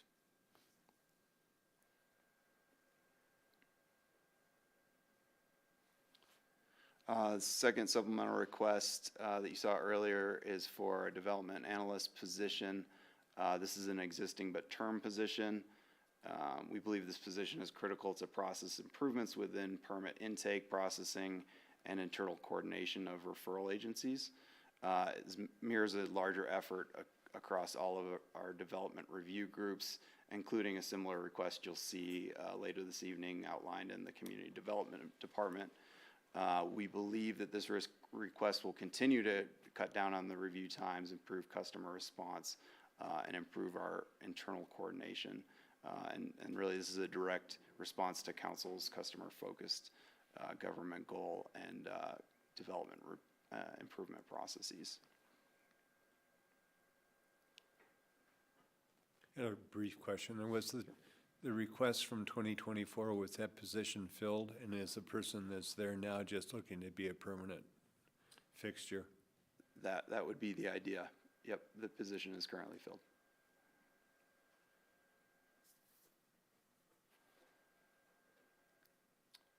Our last supplemental request is for striping. This is a fundamental service to the community. Really, this is a result of outside increases within our operation budget, cost escalation for these types of activities, and the associated traffic control to make this happen. This really ensures that we're covered annually and allows us to look into more durable solutions for the future.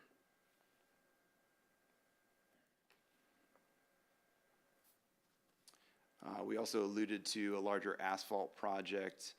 This came out of a collective effort between city departments, including Recreation, Parks, APSHA, Streets, and Engineering.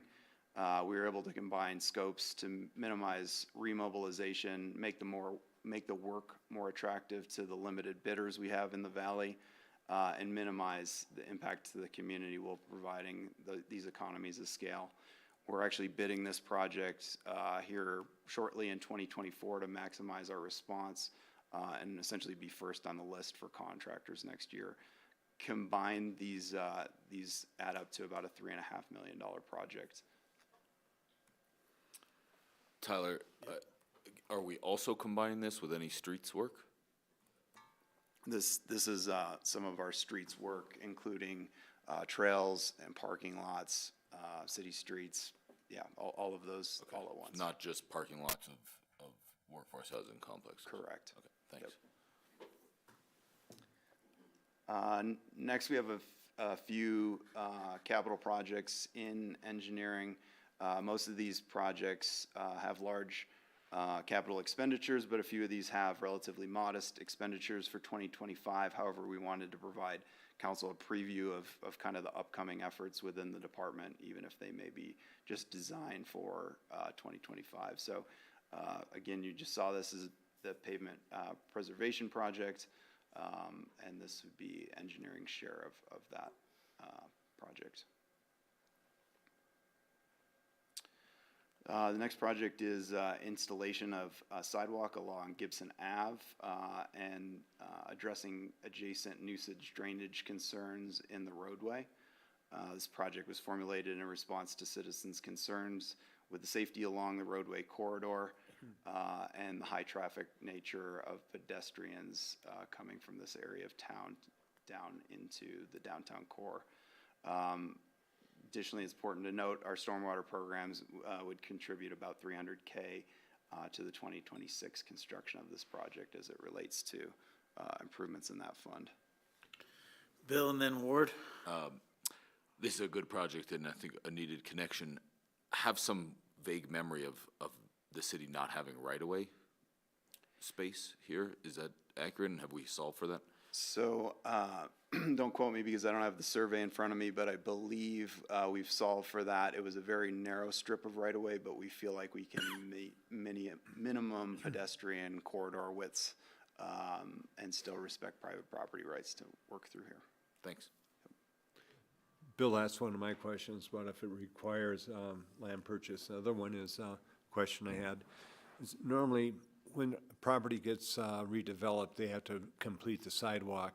If this property that is adjacent to the strip that's a missing sidewalk, if that gets redeveloped, does the city get reimbursed for the sidewalk? That is a potential possibility. We would need to enter into a sidewalk, blanking on the agreement type, but an agreement with the property to reimburse. In this case, you know, we've been kind of waiting almost 2 decades for the property to redevelop and haven't seen that happen. So we feel like it's time to make a move. I'd like to see, if possible, that if it gets redeveloped, the city gets these funds back.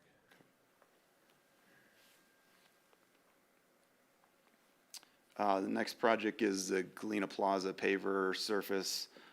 This project is to repair pavers along the Galena Plaza alleyway to improve drainage in winter conditions within that alley. The project also includes formalization of the Galena Street shuttle stop within the plaza to improve ridership and connectivity from the garage to the commercial core. It's slated for a 27 construction with $150,000 support from the Transportation Fund for shuttle stop amenities, shelter, mobility options, and route finding. Quick comment on that one. We got this is different, but we got an email about Main Street repaving and the bringing of sewage manhole covers to be flat with the rest of the ground. And I just wanted to say that about this as we look at a manhole cover here and the rest of all your projects to prioritize making them as smooth as possible and not be like divots to get flat tires and whatnot. Copy that. That's our goal as well. Yeah, good to hear. Thank you. I'm just reiterating where I've been on this for years is that our project contingencies always seem to get used, and can we do, I think Bill referenced this at our last meeting, a GMP for this, that it just irks me when I see change orders come in and a contingency that never seems to get funneled back into the budget, and if there's a way that it could be incentivized for a company to come in on or under budget and discourage the use of contingency funds. Word understood. I think I would just also point out that this project is slated for construction in 27, so just to be transparent with council, I wouldn't be surprised if we update our construction costs and contingencies as we approach based on best available unit cost data. I would also add is that you do unfortunately see the change orders that bust the budget. There's lots of capital budgets that does not happen to, and funds go back into, appropriated funds go back into the fund balance. We don't provide that list to you because there's not a council action required since it's within budget authority. I'd like to be reminded of that just so we can. I don't want you to feel like we miss it all the time, but you've seen some big misses we've had, and we've been taking steps internally to assure that we're not in that situation again or placing council in that situation. Appreciate it.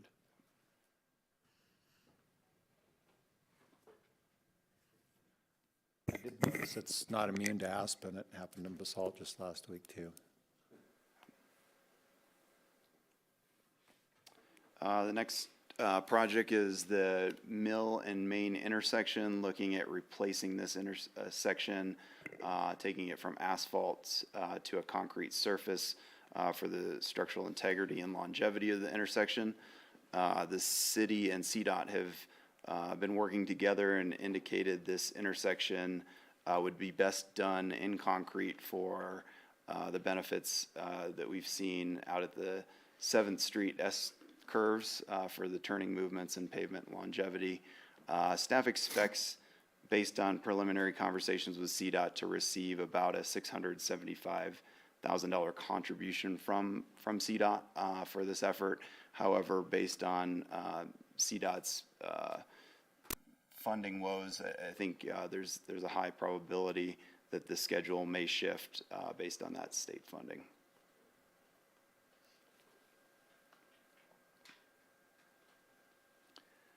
The next project on our list is the Cemetery Lane multimodal intersection improvements. This is at the intersection of Snow Buddy Lane, Cemetery Lane, and Silver Creek Drive. This intersection has insufficient sight lines and bus facilities that create an unsafe condition for pedestrians and cyclists. We have a number of accidents around this curve on an annual basis. So this project would involve improving the Cemetery Lane bike path, pedestrian crossing, adding a WeCycle station to really improve our multimodal transportation system in this area. Is there another WeCycle station down Cemetery Lane? Is this the only one? All the way at the top. I don't know the answer to that. Only at the top. Yeah. By Parks. And there is a demand for another WeCycle station? I believe that's been scoped with WeCycle in our transportation department, so, yeah, I'm assuming that that's the impetus behind it. And it is related to the request you hold in the Transportation Fund for additional funding for recycle. Interesting that we're putting a WeCycle station on a bus line. It can be a benefit or a detractor. I mean, you know, does it work in concert or as an opposition to the other mode of transportation that we have there? Yeah, and I think, you know, WeCycle's typically known as kind of the last mile of transit, so I think it can do both depending on season too, so. Yeah, the only issue is that WeCycles have to be docked back in their dock, right? So if, and again, this is like a different conversation, but if we really want to get to first and last mile solutions, then these bikes should be able to be taken to people's homes overnight so that they can return them the next day and things like that. But that's another conversation for another group of people. Let's keep going through major capital projects, and then we'll come back to any in specific and see if there's comments. Our last project is an annual project that the engineering department undertakes. This is really performing essential infrastructure repairs and safety upgrades each year. Concrete replacement project is a citywide, multi-departmental series of projects with sidewalk, trails, ADA infrastructure, electric vehicle charging installations, stormwater, and concrete infrastructure repairs combined into one project to decrease costs, maximize scheduling efficiencies, and increase interest from the local construction industry. Real quick question on that, especially looking at this image. I was wondering, do you potentially know what caused this crack in the curb? And like, as we repair stuff like this, if it's just gonna get hit by like a snowplow or something else, like, it doesn't seem like a good use of money if it's just gonna get whacked again. Sure. So I couldn't tell you on this one, but I think your assumption that snowplows are the result of some of this damage is probably a good one. We have looked at alternative materials. If you go by Pepke Park, you'll see some steel face curb and some granite curb, which is used in other communities. It's something we consider year to year. They really run 3 to 4 times the cost of a concrete curb. So from a life cycle, the return is not quite there always, but we continue to look at that and price it out. Unfortunately, in our winter conditions with equipment we use, this is one of the casualties we see. No, and I only say it because it's just something to be aware of. If there's a spot you know that's just gonna get hit again, and why spend the money on repairing it? Maybe it just needs to look that way, or maybe there's some modifications that need to be made where you put like almost cones or those like white plastic, yeah, whatever, yeah, around it so people don't go over the curb, but rather go around the curb as they should. That's all. Yeah, I certainly hear you. I think we try to be targeted with our repairs. I think we're also balancing this with, you know, the safety of the traveling public, pedestrians, et cetera, and the liability that the city would take on with that. So, yeah, we try to do our best to not throw good money after bad. So. Yeah, understood. Thank you. Bill? Tyler, you mentioned in your description that this has something to do with electric vehicle charging, but yeah, we tend to combine EV charging station installations with this project because it's physically located in the same place in the right of way, so we can throw conduit underneath the curb and gutter we're replacing to kind of rip up the infrastructure one time. The funds for that are contributed from the EV charging station capital project line item. But we just feel like it provides economies of scale and allows us to only disturb the right-of-way one time in one location. Fair enough, but I do think we need to start being mindful of how much of this electric vehicle charging infrastructure we're putting in. I know that several of the stations got vandalized and have been broken for a long time, are still not functional. I don't know if you're hearing any complaints about that. I certainly am not. I wonder if we're already at critical mass. Okay. Something we can consider. I think a couple of years ago, perhaps, that there was maybe somebody in the newspaper did a analysis of the number of EV charging stations that were operative.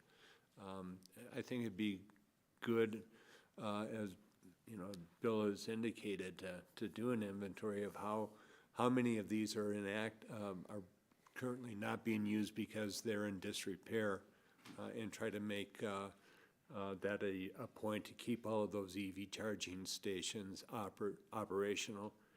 Sure. And I'm wondering if some of this funding can come from the RIMP fund as well. Yeah, I'll just respond by saying that I'm not an expert on EV charging stations, but I know our staff holds a standing contract with, I believe it's ChargePoint, to operate and maintain those facilities. I am aware of EV charging stations being down. I think that vendor has become more and more responsive as they're seeing more and more infrastructure in our valley, but something we can certainly keep an eye and look into.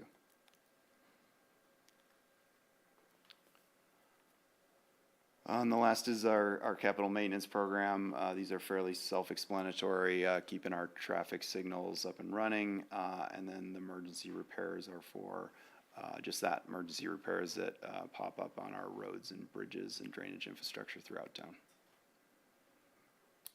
On this one, do we think we have the pedestrian flasher issues, particularly at 8th Street, solved now? I believe so. Jack, we feeling good about those? It's Jack Dannyberg, one of our project managers in the engineering department. We've made continual repairs to the 8th Street flashers. We've done analysis on ways that we can continue to improve them. At this point, they're fully functional, and we're going to continue to monitor them throughout the winter. And we have backup parts that we can replace if they go down. And we have some suspicion of why it always happens when it's pretty cold? Like Ultimately, the analysis led that there is moisture that is able to get into those components, and that moisture is ultimately probably a source of snow buildup and ice buildup in that. And so I think that is really what is driving those components to fail. And so having those components on hand in stock will help us be able to respond to those issues more quickly. Okay, thanks. Traffic signals for us are located on Highway 82. Is this the agreement that we have with CDOT about maintenance of the signals themselves? Correct. Yep. So city took over kind of operations and maintenance of those signals a few years ago. This is our upkeep of those, just general maintenance and emergency response. Okay. Happy to answer any questions the council may have. I had two comments. One, you have the bicycle striping. This year, I was in contact with you a couple times regarding some crosswalk striping and maybe a little bit more robust plans for some of our crosswalks, not all of them. Are we looking at continuing that? This year, I thought it was great that Hyman and Galena had the addition of some color to that crosswalk. I think that color should be green instead of blue, but other than that, are we looking at doing other? this year's performance of the striping that we saw on the streets was probably not up to the same par that we are used to enjoying. But through that, you and I had conversations about upping the game a little bit here. Are we making plans for that going forward, or do you need anything else from this council to support action like that? No, I think we heard that direction loud and clear. We are working, engineering staff is working with our Red Brick art staff to procure an artist, design, and implement some crosswalk designs similar to what the community saw in front of the Wheeler Opera House, I believe, 2 years ago. So we agree. We feel like this is something that benefits our pedestrian community and something that we'd like to implement. Really, it's kind of a timing and availability issue. We ran out of time this year to get an artist on site before busy season and traffic. It ultimately requires a couple day shutdown of the intersection, and we want to be mindful of the impact that that has on local businesses. So we were balancing that, but we think we have a good plan going into 25. Awesome, I appreciate that. And then my other question was about both the slide that you shared about the Gibson pedestrian connectivity as well as the cracked curb, so concrete and ADA pedestrian improvements. Is it possible to give a community schedule about these kind of projects? I think we do it to some degree. I know that last year we saw, as a council, we saw like the overall pedestrian enhancement and curb and gutter replacement kind of scheduling and where we were going to do that. But if it was at all possible to give public notice as much as possible to where and when kind of projects are going to be happening, I think that'd be helpful for the community next year. Yeah, thank you. I think that's on our to-do list. We've kind of enhanced our partnership with our comms department, and I think you'll even see stuff this fall reflecting back on the fall right-of-way season, and then some scheduling for the spring. So hear you loud and clear. John? Yeah, just a quick comment. While we're talking about ADA pedestrian improvements, I met with local ADA crusader Tyler Williams last week and spent a couple hours with him, and I'd love to get together with you and share some observations he has about some stuff is under our purview and some of it isn't, but he showed me a lot of things that could be improved. Great. I would be happy to sit down with him. Great, we had staff, matter of fact, who just met with him today. Terrific. Thanks. Any other questions, engineering? All right.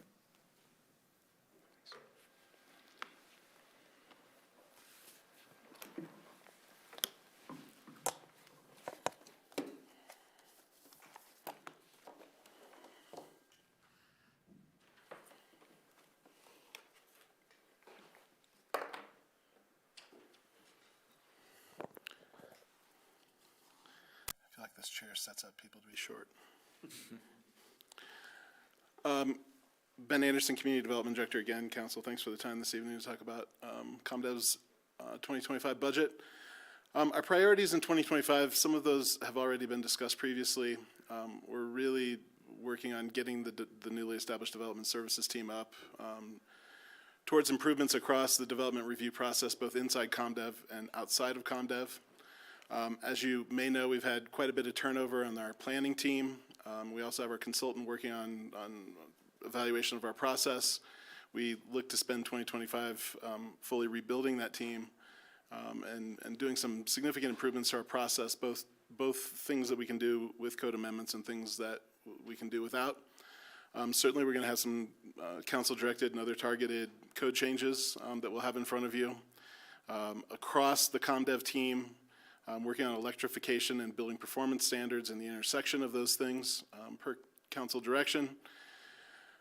And EHS has been, and I really want to emphasize this, you're going to have a secondary budget presentation from our Environmental Health and Sustainability team on October 21st. But we really are seeing that team integrated into ComDev's team and seeing a lot of benefit from that as we work on different policies together, code alignment, et cetera. Our manager of our short-term rental program also has a secondary title that involves coordination of our downtown services. And now that the short-term rental program is built out, we've got appropriate staffing in place to support that, we're going to see a redefinition of that downtown services function. And we're very excited about that and see lots of opportunity there. And then lastly, we've come to you previously in discussion with this in a work session. We're continuing to work on ComDev development review fees. It's a complicated task. It's unwinding a lot of understandings that have been around our fees for a long time and what we charge for and what we don't charge for and how much we charge for those things. ComDev's working very closely with the finance team to reevaluate that. We were hoping to have that done in 2024, but we think more likely is mid-25 for rethinking those review fees. You can see the breakdown of our revenues. Planning fees year to year are relatively stable. Most of the projects that we see come in front of planning, either we're providing, at no charge or relatively minimal charge. Building revenues, however, are a very significant part of ComDev's budget, make up the vast majority of our revenues coming into the department. And we see the building permit as ultimately the outcome of the work that happens across our department. Expenditures, and you can see, and we had a conversation with council about this in a work session previously, but currently those building permit fees are subsidizing a significant amount of the total work of our department. The planning function is very customer service intensive. We have a fairly significant staff in that function, and it makes up roughly half of our total expenditures. One clarification on that, Ben, is the costs of planning is also inclusive of internal work that you're doing towards land use, code, and for that matter, same for building, right? Anything you're talking about, building code changes and enforcement. Our short-term rental program is under the planning function. The administration across the department is divided between the two, half and half. Our operations team, our admin team. So it's split half and half, kind of within the budget, those kind of general functions in our department. But all that stuff that you just described, long-term planning, all of that stuff that we don't charge fees for on the planning side of things are inclusive of that cost. And did I hear you correct saying roughly 50% of each of those lines is those long-term, more general functions, not directly providing service on projects? I'm going to want Pete to answer this, please. Okay. So can you repeat your question? Yeah, so what I'm trying to understand is we have 6 million of revenues that are generated specific to applications. Is that the right terminology to use? Okay, for given projects. And what I'm trying to understand is how much of the expenses of this department go towards servicing directly those applications versus ancillary but related functions. I think you're hitting it on the head on the second part, right? The ancillary aspect of a lot of the work that's being done on the long-term planning, the lighting codes, the things like that are still getting worked into building requirements, still have a nexus and a rationale for why the fees that are charged on the building side are covering some of those costs for the work that's being done on the planning side.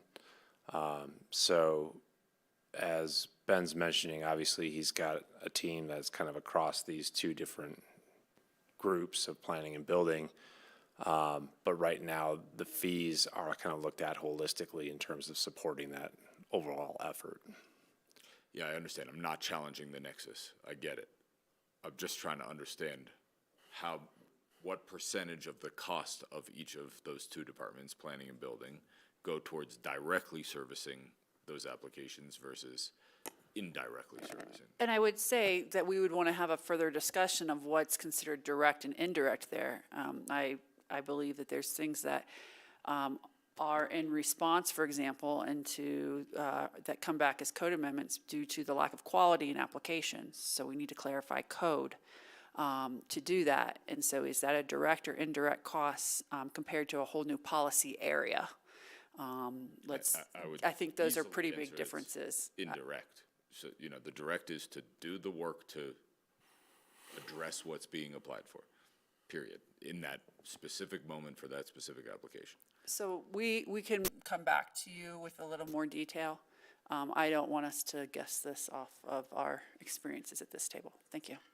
So it's not the 50-50 that I thought you said, Ben, is that?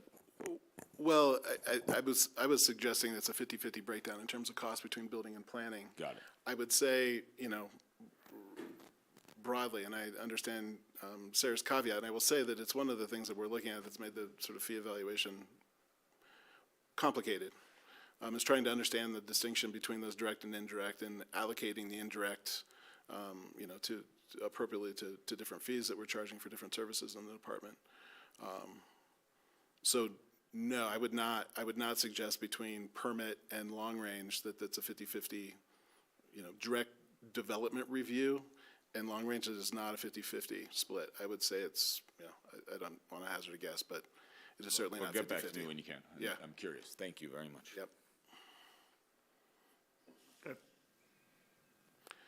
So our supplemental requests, these have all been discussed previously. We see a need for additional inspection services as these two very consequential projects come online in the next couple of years. Again, we have a very efficient, very skilled group of 3 inspectors who do most of our development inspection, particularly around building safety and permit review. We're going to need more assistance with these 2 projects. There's a scale, there's a scope, there's a complexity to these 2 projects that we're going to need some additional assistance. As Sarah said previously, this cost, which we think is appropriate in terms of an ask for this particular sort of outcome, will be more than covered by the building permit fees coming in for these 2 large projects. Well, go ahead, Ward. Sorry. Just to clarify that the cost of these additional services are going to be borne by the people that are generating the need for them. The permit fees in general for these 2 projects will be significant and will cover this fee, and I would say additional staffing costs are going to be involved in evaluating both of the projects as they move through permit review and issuance and inspection. And Ben, is this sort of the industry standard way of doing this, where the municipality or the government authority hires that third-party inspection service, or is it sometimes hired directly by the development team and just made sure that it's some kind of neutral third party? From what I understand, I think, again, for most of our inspections that we have, even for the complex projects that are going on in the city today, like, our folks can handle that. I think part of this, let me back up in what I was just saying. I think that it is, in larger communities, there are probably staff members on staff who are used to dealing with projects of this scale and scope and complexity on a daily basis. But I think for smaller communities, when they run into projects like this, or even Flagstaff, Arizona, where I used to work previously, brought in not only permit review, but also inspection services for some of the large projects, because they just didn't have staff to deal with things that sort of emerged like this. So I think this is fairly common. I do think our staff is much more comfortable hiring a third party rather than leaving it on the applicant. Thanks.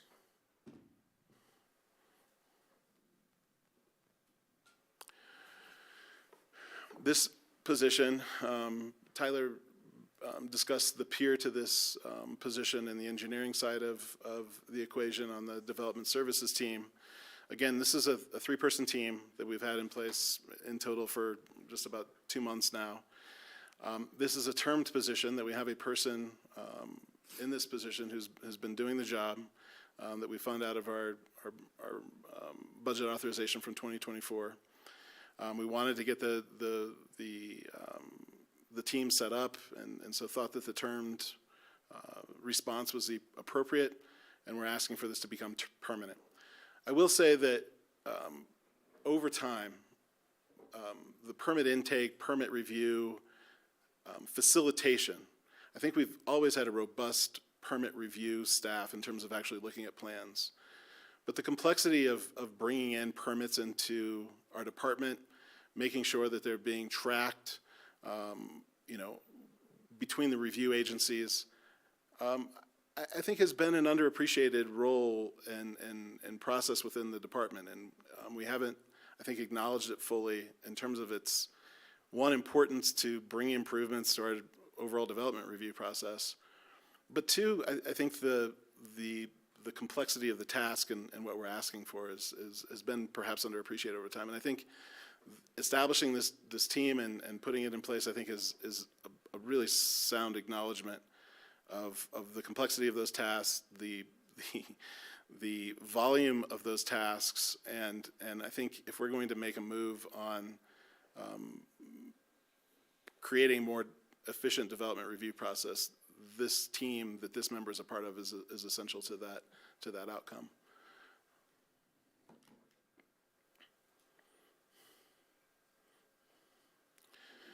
This is the big ask.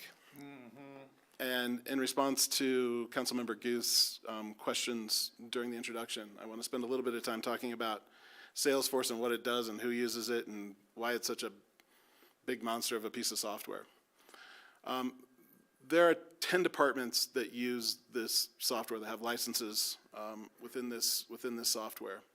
ComDev's obviously a heavy user. The engineering department's a heavy user. Our utilities department is a heavy user. The Parks Department's a heavy user. Pretty much every development review permit that the city issues is handled through the Salesforce platform.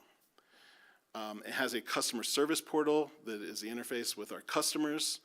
We're currently working on some significant improvements to that because we all understand it to be awkward and needing of improvement.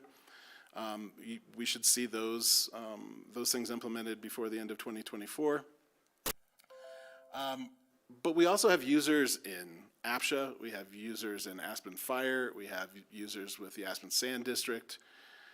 The number of processes that happen in Salesforce on a given day, the number of users that happen that are involved in Salesforce, both inside the organization and outside the organization, I don't know that we have another piece of software like it in the city in terms of the number of touches in a software. I don't know. I don't think we're even close to anything else. It has interface with our Oracle system. It has interface with Bluebeam, which is a markup program that our customers use, that our internal staff use. It has interface with Laserfish, where we store all of our documents that come out of building permits, et cetera. It is an incredibly complicated program. It is a very powerful database, but to do all that stuff, Aspen did a lot of local, bespoke customization, both internally and with vendors over time. This program's been in place for about 5 years. Prior to the initiation of Salesforce, we were operating in paper. And so while I do think that we're just now starting to realize the potential and the power and the data that can come out of this system, it has been an incredible learning process for our staff. I will say the big outcomes that Salesforce has brought us, I don't know that it in itself has shaved weeks off of our permit review process. I can say that. But what I will say that it has done is monumentally improve the accountability, the transparency, and the sort of record collection. If you asked me about a permit from 3 years ago, within a few minutes, I could pull up every inspection that was done on the project. I could pull up every note that was made on the different rounds of review. And so it's given us that kind of power. And now we're just getting to the point we've probably got 3 years of complete data in Salesforce. Once we made that transition, we're starting to get really good data out of it, and we're starting to understand how we can use that data.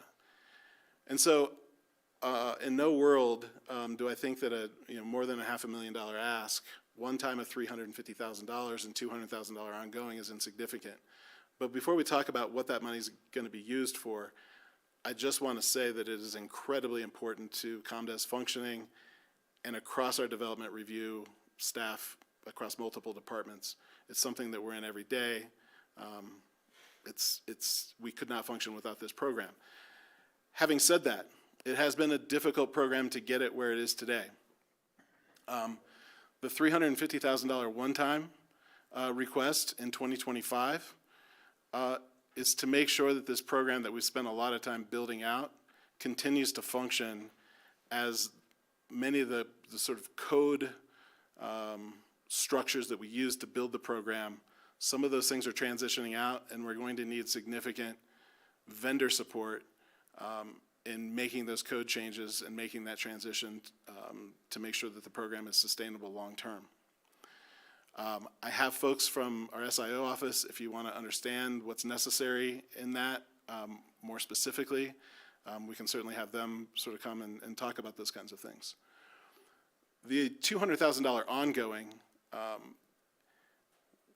we have come to understand that we need to do much better of keeping up with the program as these things change, as we need to make improvements, as we come to understand a functionality that we might want to take advantage of Salesforce that we're not currently taking advantage of.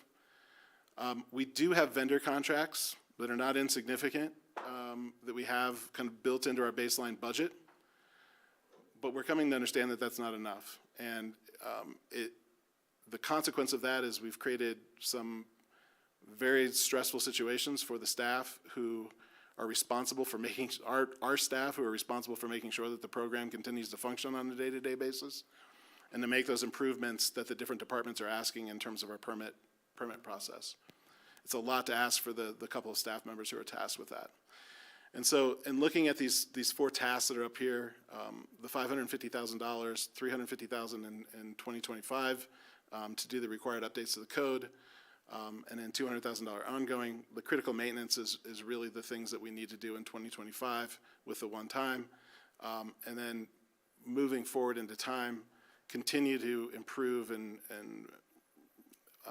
build the program to take full advantage of it in terms of customer experience and transparency, to support our process and efficiency improvements that we're looking to implement, and then making sure that over time that the program remains resilient long-term. I will say that I'm a fairly regular user of Salesforce, but the back house support of it is something that is not in my wheel of expertise. So if you have questions about the specific expenditures within this ask, we've got resources in the audience who could answer those questions from council if you would like. Yeah, figured. Bill, and then Ward. Mine's not on a specific of what you're doing, but more on, is this the right program? Is this like something Salesforce offers to a lot of other communities? So there's like a basic framework that you then bolt onto? Is there some better program that just handles community development work nationwide? Do we make the right decision 5 or 8 years ago, whenever this started? Or are we just continuing to dig a hole into something that's not really working very well for us? I'm introducing John Barker, who is currently the interim director of the SIO office, but who was also previously involved in permit intake and has. And scratch the word interim, we just don't have the press release out. Oh, congratulations. Thanks. Yeah. Congrats. Thank you. It's a great question, and frankly, as I got involved at the director level in strategy and innovation, I identified this as the most important thing that we needed to work on. And I started right there, as we need to consider moving on from Salesforce. It was an interesting experiment, and it didn't work out. After much research of other systems and the capability of other systems, and talking to our staff and end users, I believe that in making a proper investment into Salesforce, it's going to have the best outcome for both our internal staff, our processes, and our end users. The level of investment to totally rebuild these, frankly, very complex systems that underpin our development review process, rebuilding those from scratch would be a huge investment. Rebuilding, reteaching our community, our applicant community, about how to submit a permit reteaching our staff on, basically how to interface with the development community on how to review a permit, all add up to be an extraordinary amount of time and effort that was not warranted. I'd also like to take a step back and reiterate that enterprise systems like this need to be considered like a physical building that require a significant amount of maintenance and support in order to be functional. And as we reviewed the amount of resources that were currently allocated to this enterprise system, it was just barely enough to handle basic critical maintenance.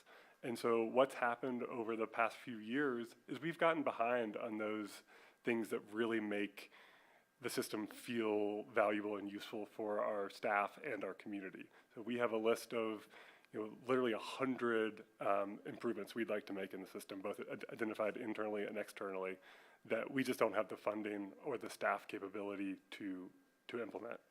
This ask, particularly the ongoing ask, is going to give us the resources we need to make those tangible improvements. Thanks. Ward?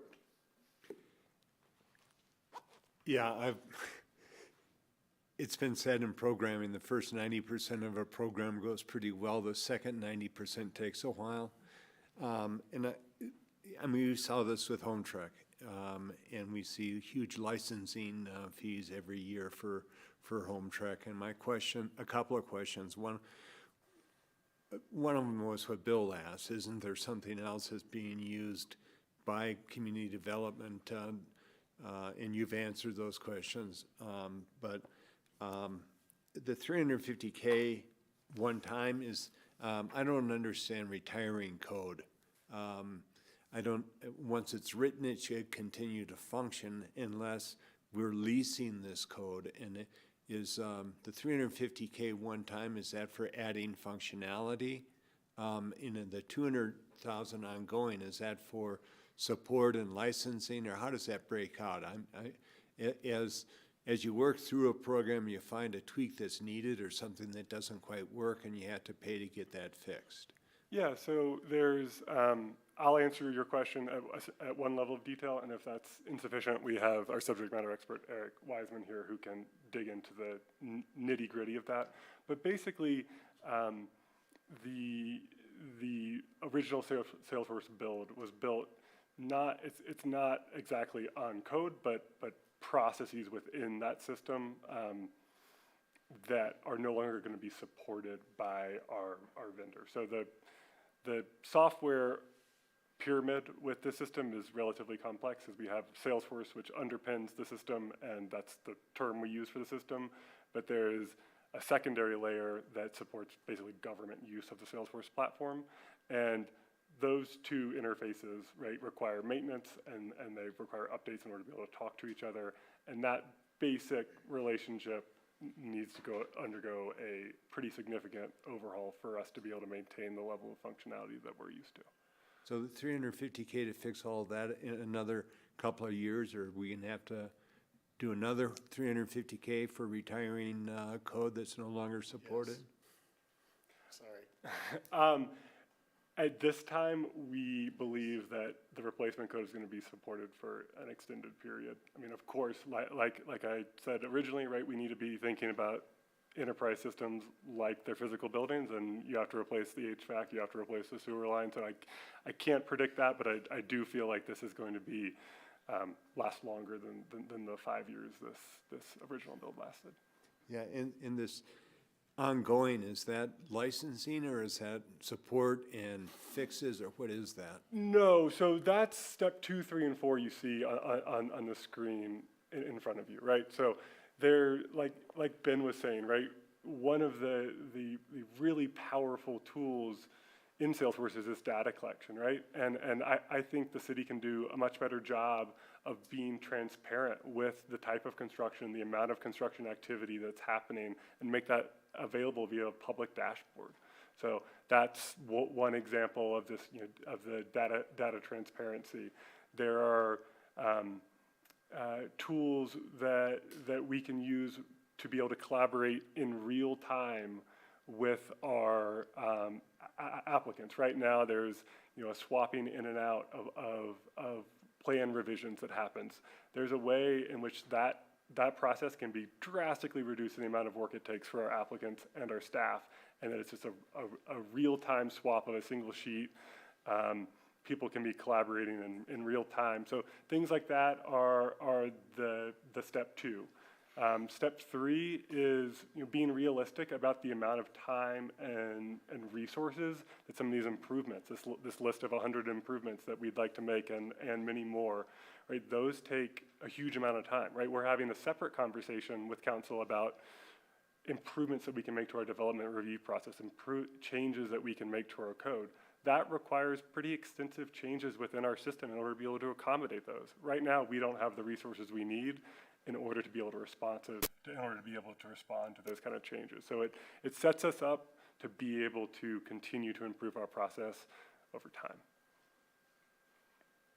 Yeah,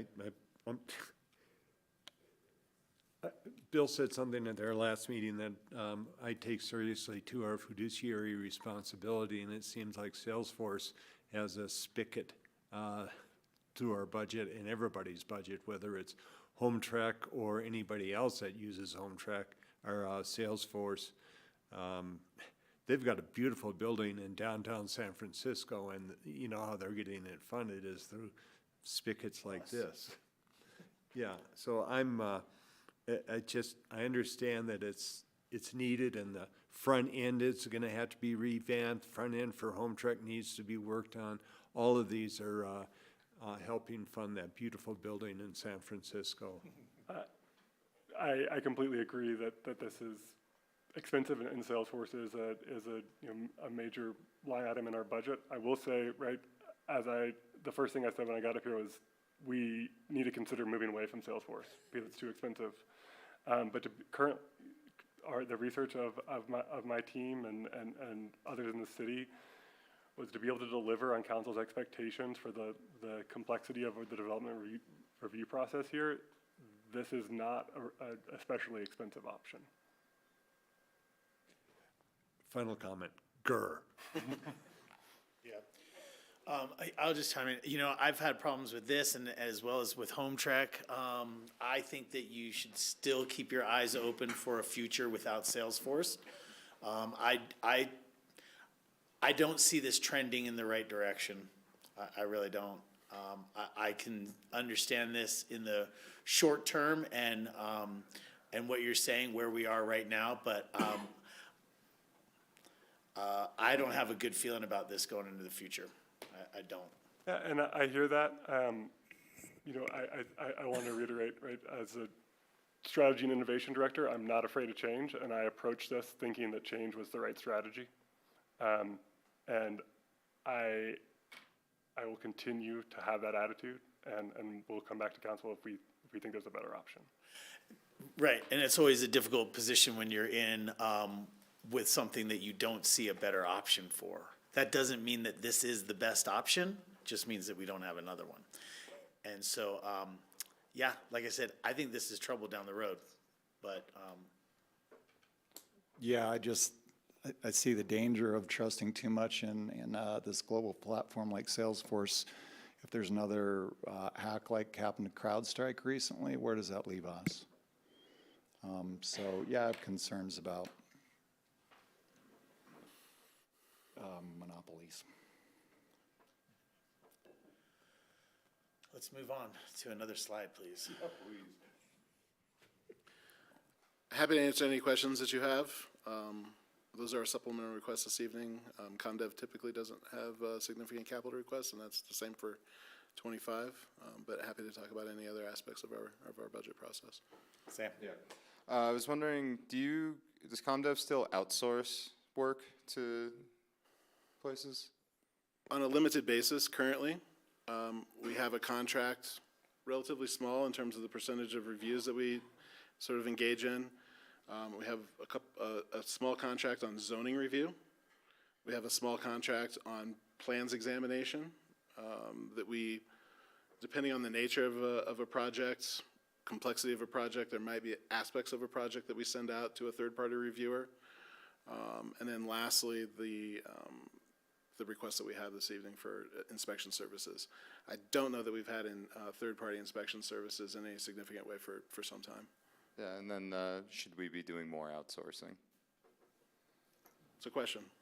Yeah, okay, I mean, for the sake of this community, if we could do more outsourcing, if it's more efficient, if it is less employee generation, if it's more cost-effective, I would just love for you to explore that as much as possible, and maybe even come back to us with maybe an info memo saying, no, it doesn't make sense, or yes, it does. Yeah, I can say just at a high level, you know, certainly we value the services that we do contract out with. They help us out from time to time.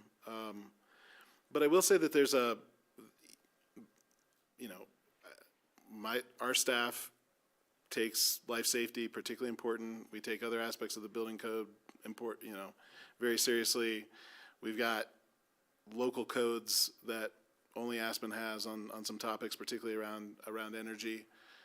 And it's often difficult to educate third party to come into our process, to engage with Salesforce, and I will say my initial observation is that, is there some potential for it? Yes, but my initial observation is that there's a redundancy that happens as we take comments from third party, translate them back to our customers, and have that sort of dialogue go back and forth between our staff and customers. I'm not saying it's not a possibility, but it's my initial observation is that there's some inefficiency that is there when that takes place. But I think it's a fair question. No, and I appreciate that. If it doesn't make sense, don't do it, but if it does, like, outsourcing can be a great opportunity, so. Bill? Obviously, I'm one of the main drivers of some of these things in my desire for enhanced customer service and a better development review process. You can take that credit, but we all care. I just said one of the drivers. It's in the main. Okay, Anyway, I'm one of the all one good. of the drivers. All Definitely good. something I brought up and I'm passionate about and have a lot of experience in. And you all know that. But the point is, I don't know what it takes to fix it, and so I'm relying on you to pick and choose what it takes to improve the process significantly, and I trust that that's what you're doing here. But I do want to see tangible, data-driven results, and I want to see them sooner rather than later. And this is a lot of money that the community is going to put forth to support these changes, and we expect and deserve real results sooner rather than later. So just a comment, not a question. I have faith in you. I know that you're aligned on creating these changes and improvements. Yeah. And my expectation is that we get results for it. Yeah. Just to reiterate, it's a shared desire. Thanks. Yeah, I support his comments. I was going to share something earlier with you, Bill, is I had to go in recently. I'm trying to do a window replacement in my place, and one of the new processes that's been implemented just in the last couple months has been a permit for similar replacement. And so they've developed somewhat of a fast tracking or a less time consuming permit process for that like or similar. So that was something that I learned as a new process that's going on over there, but that's just one example. But again, I agree. I was going to say the same as Bill. You know, this stuff is way beyond me sitting here. I would have to get down in deep in order to talk about Salesforce and its effectiveness or other alternatives. So yes, most definitely in putting our faith and my faith in you and working towards the same goals. So I appreciate the work you're doing here. I have reservations about Salesforce in the future. Anyway, thank you. Thank you. Thanks, Ben. Thanks, John. All right, where to your budget? Last? Well, you still have to hear the city manager's department. Yeah, this one. But yeah, we're there. So in mayor's and council's budget, if you would just go ahead and go ahead. There's one supplemental, everything else is standard repeat from your 24 budget, except making the appropriation one time of tobacco tax dollars to pay for the grant to Aspen Family Connections, and then get those additional dollars that came in tobacco taxes back out into the community through your Health and Human Service grant program. Any questions on that? Okay. Yeah. Third bullet point, you denoted 76,952 of additional funding for Health and Human Services grants.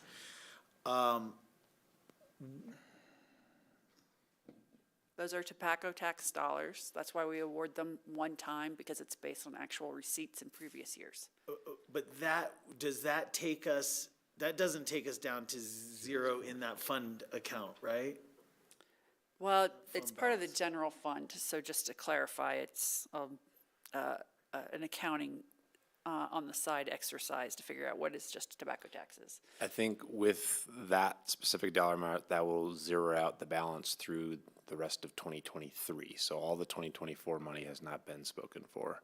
And it also does not commit the other $250,000 for the next 2 years for the school's Aspen Family Connection program. We've already set that aside as well. Okay, my reason for questions was just about having some spending ability out of the tobacco tax dollars for anything that may come up in 2025 and stuff like that. So starting with 2024, you have new money coming in the door that has not been pledged yet. Great.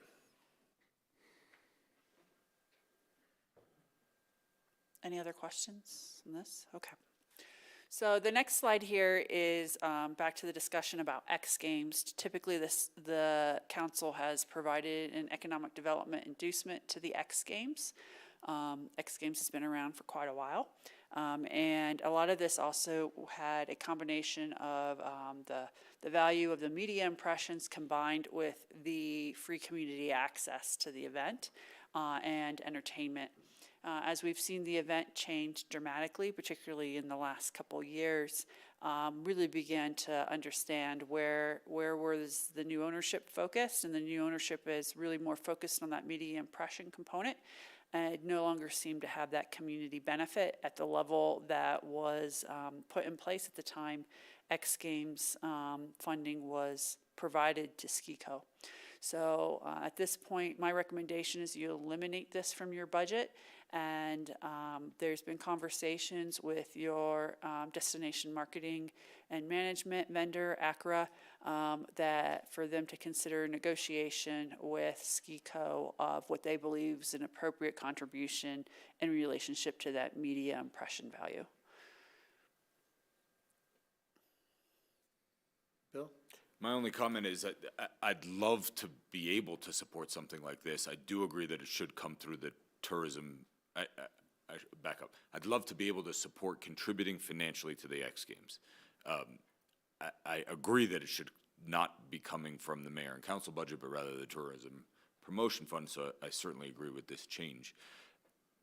But the event last year was not what it has been in the past, and it wasn't a great local event. And I was disappointed. Really, really was. It seemed like it was a made-for-TV thing, and very little on-site experience. The elimination of the concerts was disappointing. I was not excited about it, so I would love X Games to hear that and SkiCo to hear that and come back to us so that we can support this financially. I just want to say that out loud. Ward? Yeah, I think some of this funding came to us at the 11th hour, and I'd like to see, and it was tied in, or it wasn't tied in, but it was at the same time that the World Cup event was going on, and we were extending additional funding for that. So that was a lot of money that the SkiCo got from the city, and I want to reevaluate that and not at the 11th hour. Thanks. Any other comments? Yeah, I think that there's good reasons behind not utilizing general fund dollars for this. I would almost, one of the things that struck me last year with the elimination of the concerts and such was also the association with town and downtown.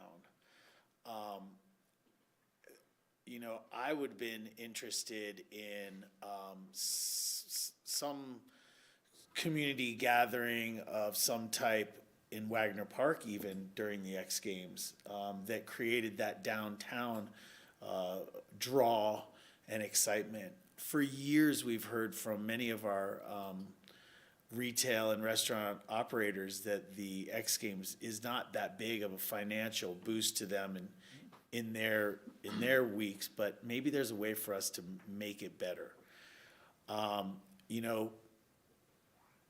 And I don't want to put it on the table now, but I think we should be thinking about, as the schedule unfolds and we see what's up, maybe there's an opportunity for the community in the city of Aspen to sponsor an event.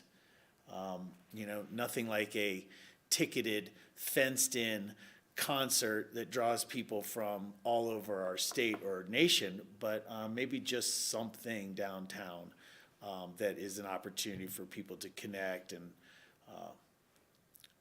get together. Anyway, I agree with this. I appreciate this coming forward to us. I'm in the same boat. I do support the X Games, love them being in Aspen, Colorado, on Buttermilk Mountain, but I think the support from it should be moved to the Tourism Promotion Fund dollars, in that the main community benefit from this seems to be the promotion of Aspen as a ski destination. It doesn't seem to be directly for the locals' enjoyment or necessarily even the direct revenue building for that weekend itself. So I think a lot of comments have been made here that I agree with. Sure, and I just want to make sure that there's clarity too, is that even moving it to the Tourism Promotion Fund, the decision about the dollar amount will be held by our vendor, not City Council. Right. Right, meaning we don't direct this to come out of tourism promotion, but that this request should go through the Tourism Promotion Fund. For evaluation and decision-making. Yes. Okay. So we're going to jump into the City Manager's Department right now. So the City Manager's Department has 3 offices: the Strategy and Innovation Office, the Communications Office, and the City Manager's Office. I have 2 FTE requests for the City Manager's Office specifically to present to you in this budget package. The first one is adding a second Assistant City Manager and retitling those rules to Deputy City Manager to be more consistent with industry practices. The rationale for adding this Deputy City Manager has a lot to do with what's happening in our built environment in town. There is a ton going on, both in our own projects and in private projects in town. As I forecast out the needs of this community and the pace of which we're asking to build these public capital improvements, I currently do not have the level of supervision on those projects that I think they will require. So when I look at project construction timing, I have things like the Armory happening while Lift 1 is happening, while we are in potentially design phase on a bridge, as well as, we're starting work on the lumberyard. I think it's really important that there be overall oversight of this capital work under a single person in the city besides myself, so that we can collaborate on delivering these projects timely and on budget and with strong risk management strategies. The other thing that this role, being responsible for the built environment, is that the Community Development Department would report to this Deputy City Manager. That's a bit of a change for Aspen to make that, but this has to do with this customer focus around the development review process and putting one person responsible over almost all of those departments that can make or break that process. So this puts all of utilities, engineering, planning, building, environmental health, all under one supervisor for the organization. The last thing I would bring up with this is that I think it's really important too that we used to operate with 2 managers. We've made it 5 years without, but the workload is definitely different now than it was 5 years ago. And I'd be happy to answer any specific questions that you have. I think on the next chart is the org chart that was posed. Yeah, so this gives you an idea of how we would change the departmental portfolios. I shared with you this summer, I have already implemented first step of reorganization that was based upon within my authorities. And that has gone well. Matter of fact, just this month, we finalized that implementation. And then, as you can see, the Built Environment Deputy City Manager will be picking up quite a few things. There's some things that report to Public Works right now that will no longer report directly to Public Works, but would rather report directly to that Deputy City Manager. No question, just a comment of, I would have a preference that you hire internally for that position. I think Yeah, you have a well, lot of strong candidates internally, and I think it would be nice for someone to slip into that position and run with it.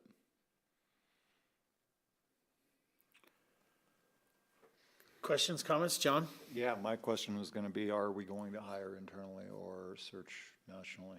Well, I first need to know I have funding before making a decision. That's going to be key. I agree that there are some internal candidates for this role, but I'm going to evaluate those skill sets compared to what the community needs are and ensure that there's not a major gap there. I certainly agree promoting internally is a great way that we build our workforce, and we try to do it when we can.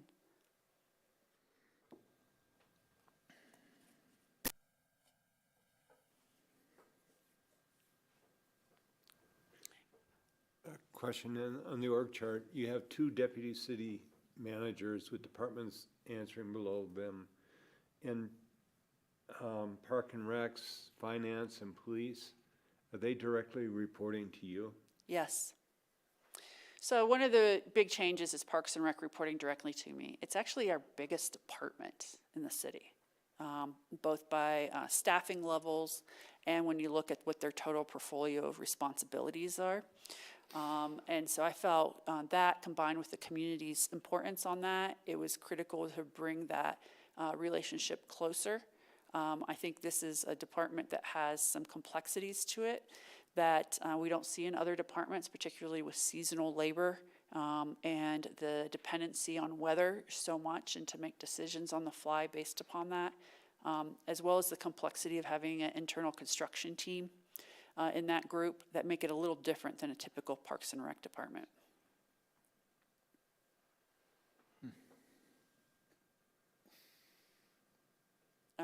And as you can see from this, I will be transparent that it is beneficial for me that I will be reducing the direct reports to focus more of my time on the council's needs. That's one of the consistent feedbacks I've heard in the cultural work, is that trying to balance the support of council with the presence with staff has been a growing challenge for me. And so this will free up some of my time to support the council better and be more frequently directly in touch with staff. I just wanted to make one more comment. Looking at work charts like this and personal experience, making sure that the pecking order is known. When you have 2 positions, 2 deputy city managers, I can see a potential for conflict when they're technically at the same level, and trying to avoid that and knowing those roles and responsibilities as clear as possible as people come into something like that, because it really can cause problems. Sure, no problem. One has a lot more seniority probably over the other already with their tenure. In what you've budgeted here for deputy city manager, you're basing that on what similar organizations of size and scope are paying for this position? Is it, I guess what I'm asking, is this the appropriate amount to be funding this position for? I'm actually concerned it's underfunded, but I have to work within the confines of the current compensation plan. This isn't salary alone, this is fully loaded? Right, so what you're seeing is 80% of this position is in the general fund, and then 10% is in transportation, 5% in water, and 5% in electric. because those funds require a significant amount of support from this role with the capital oversight. Yeah, my overall concern is that as we see high-end positions in RAFT and other organizations, that we make sure that we're attracting and retaining quality employees that are going to be satisfied with their compensation and not looking immediately to use this as a stepping stone to go somewhere else.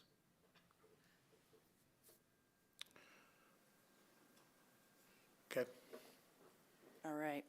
So there's a second position that I also recommend for the city manager's office. And I want to take you back a little bit in that the manager's office lost 2 FTEs in July, end of June, beginning July. So we lost Scott Miller, who often functioned in a bit of a deputy city manager role, given his tenure and his experiences.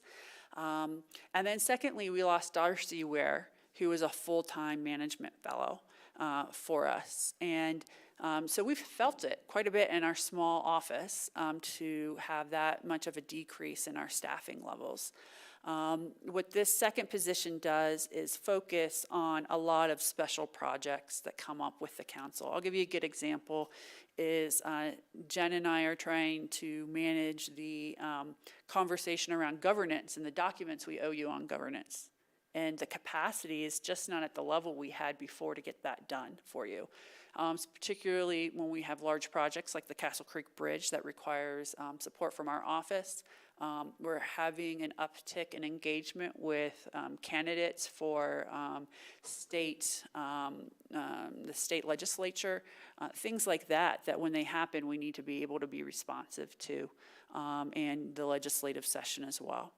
So I can go through more detail if you want. I think the key part of this is that we continue to have an increased request for stakeholder engagement and cross-departmental projects. And this position will help us meet those expectations much better than we have been doing for the last 4 months when we've been down these 2 roles.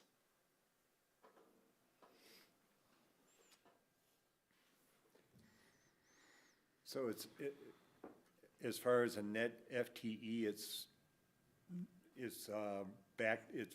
we lost 2 and we're gaining 2. So, right, the difference is we used termed positions before. We never put them in the base budget. And so I'm asking for this transition here into base budget for these 2 roles. And so the Deputy Public Works Director was a termed position. Tyler was promoted into the permanent position that was already in the budget. And then this project manager in the role Darcy Ware filled, I paid from savings, and it had a finite period. She was told she had to leave employment by, because that was the extent of my authorization.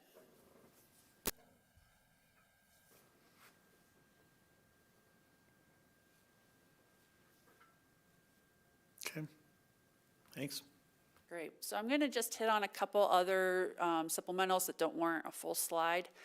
In the city manager's admin, we also have $40,000 funding for special projects. I'll give you some examples of where we needed that money this past year that we either took it from other departments or we scraped and canceled other work for.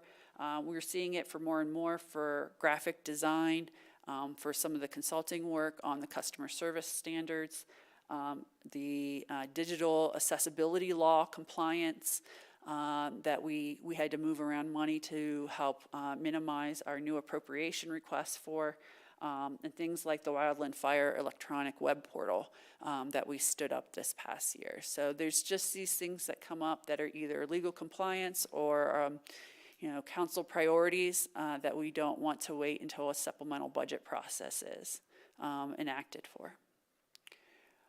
The other thing are just 2 small things in the other 2 offices in strategy and innovation.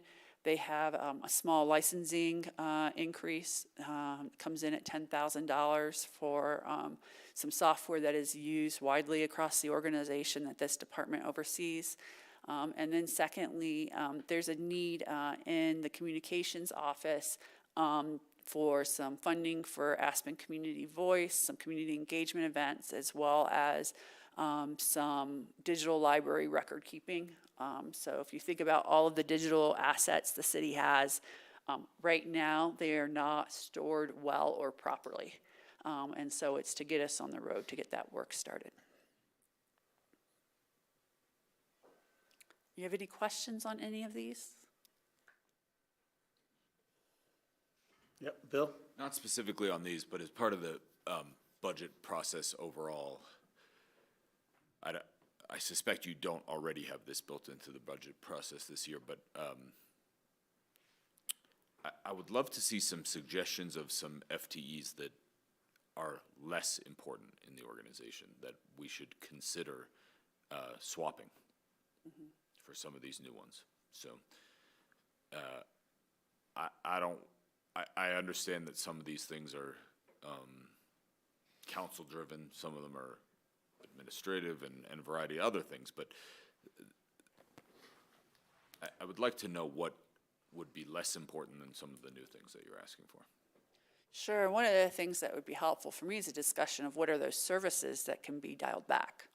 Because right now, I have a standard of service that's been set by precedent, and I don't know necessarily from the council what are some of those things that could be given up or not occur anymore, or occur to a lesser degree. And I guess I'd throw the ball back on your side of the court and say, we need some guidance on how to structure that conversation, because we just don't know enough about how many specific FTEs are in various departments and performing various functions. So it needs some guidance on how to have that conversation. You know, I think each of us has our individual priorities, but you know, what is a must versus a nice to have kind of thing. Sure, no problem. And just if you want to take a look at the whole picture behind tab 4 is the full FTE listing, and it provides history from 23 to 24 to proposed 25 for you, both summary in terms of by department and by job title that might assist you as you think about that conversation. We'd be happy to go into more detail.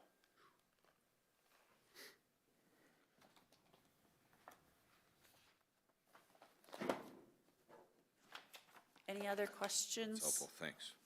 How do we wind up with a 0.3 FTE part-time?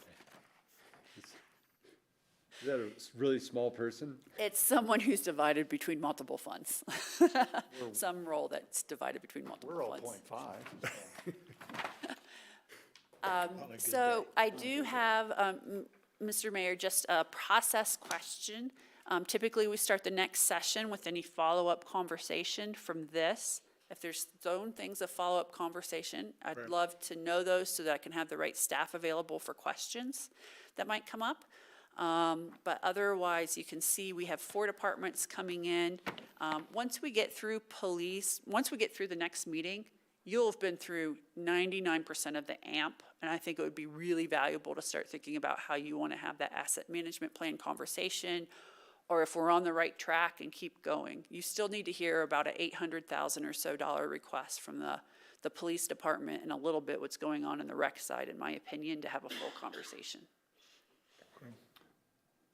Just want to extend my regrets that I'm going to miss the next budget meeting because I'll be at Mountain 2020 in Jackson Hole. And cast. Bill? Just reiterating, I'm interested in understanding that cost allocation between the direct and indirect building and planning expenses. Thanks. Sam? I didn't know where they fit into the pecking order of this budget. I was wondering if we're going to talk about the food tax refunds at some point. Yes, I have a slide on the 28th. Okay. We can bring it forward earlier. No, I just wanted to make sure it was going to be talked about. And actually, we do have some tax code changes that are going to be presented to you next week on the 8th. This is in preparation for shifting to state tax collections for sales tax. One of the amendments to the tax code was to actually already update the amount. Wonderful. And then the other question I had was, I'm not sure if this is a budget one, but changing a certain grant category to just donate to Aspen Community Foundation. I was wondering if that was at least going to be discussed, or we were going to talk about that. I thought that was a budget thing. Budget's part of it, but really is that I know that I've expressed an interest in doing this. I'm not sure that I've heard a firm 3 of you say enter into those discussions more earnestly with Aspen Community Foundation. It's been on my list to do a check-in with you on it, though. I know 2 of you have interest for sure, but I did not know if there was 3 of you to spend staff time that way. Well, and that's why I was asking as far as whether it was going to come up here in conversation as a budgetary thing, or whether it will come up in a work session later on. I just wanted to I would suggest if there's 3 of you, just give me direction on the 8th. It's not a specific component to the budget presentation this month. Can you recap what the concept is there? To set up a donor-advised fund with Aspen Family Connections in order to have the Health and Human Services grant dollars administered through Aspen Community Foundation instead of the Grants Committee.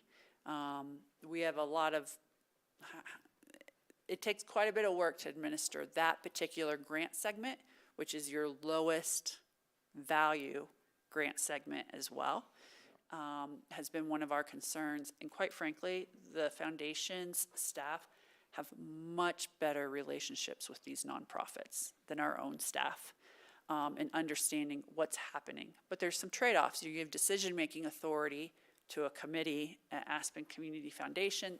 We probably can have some influence of providing some feedback in that setting, but you are no longer the decision maker on the award amount to a specific nonprofit. So that's really where we would want to investigate further. What does that advisory relationship look like if we were to go forward that way? I'd be okay with exploring that further. Then you asked for 3 on Tuesday, not tonight, or would I just need it in a public meeting. does anyone want to third that? Just for a discussion in a work session, I just think it's worth exploring because there are obvious benefits that Sarah just listed. If not, so be it, but. Sure, I'd support that. Yeah. Thank you.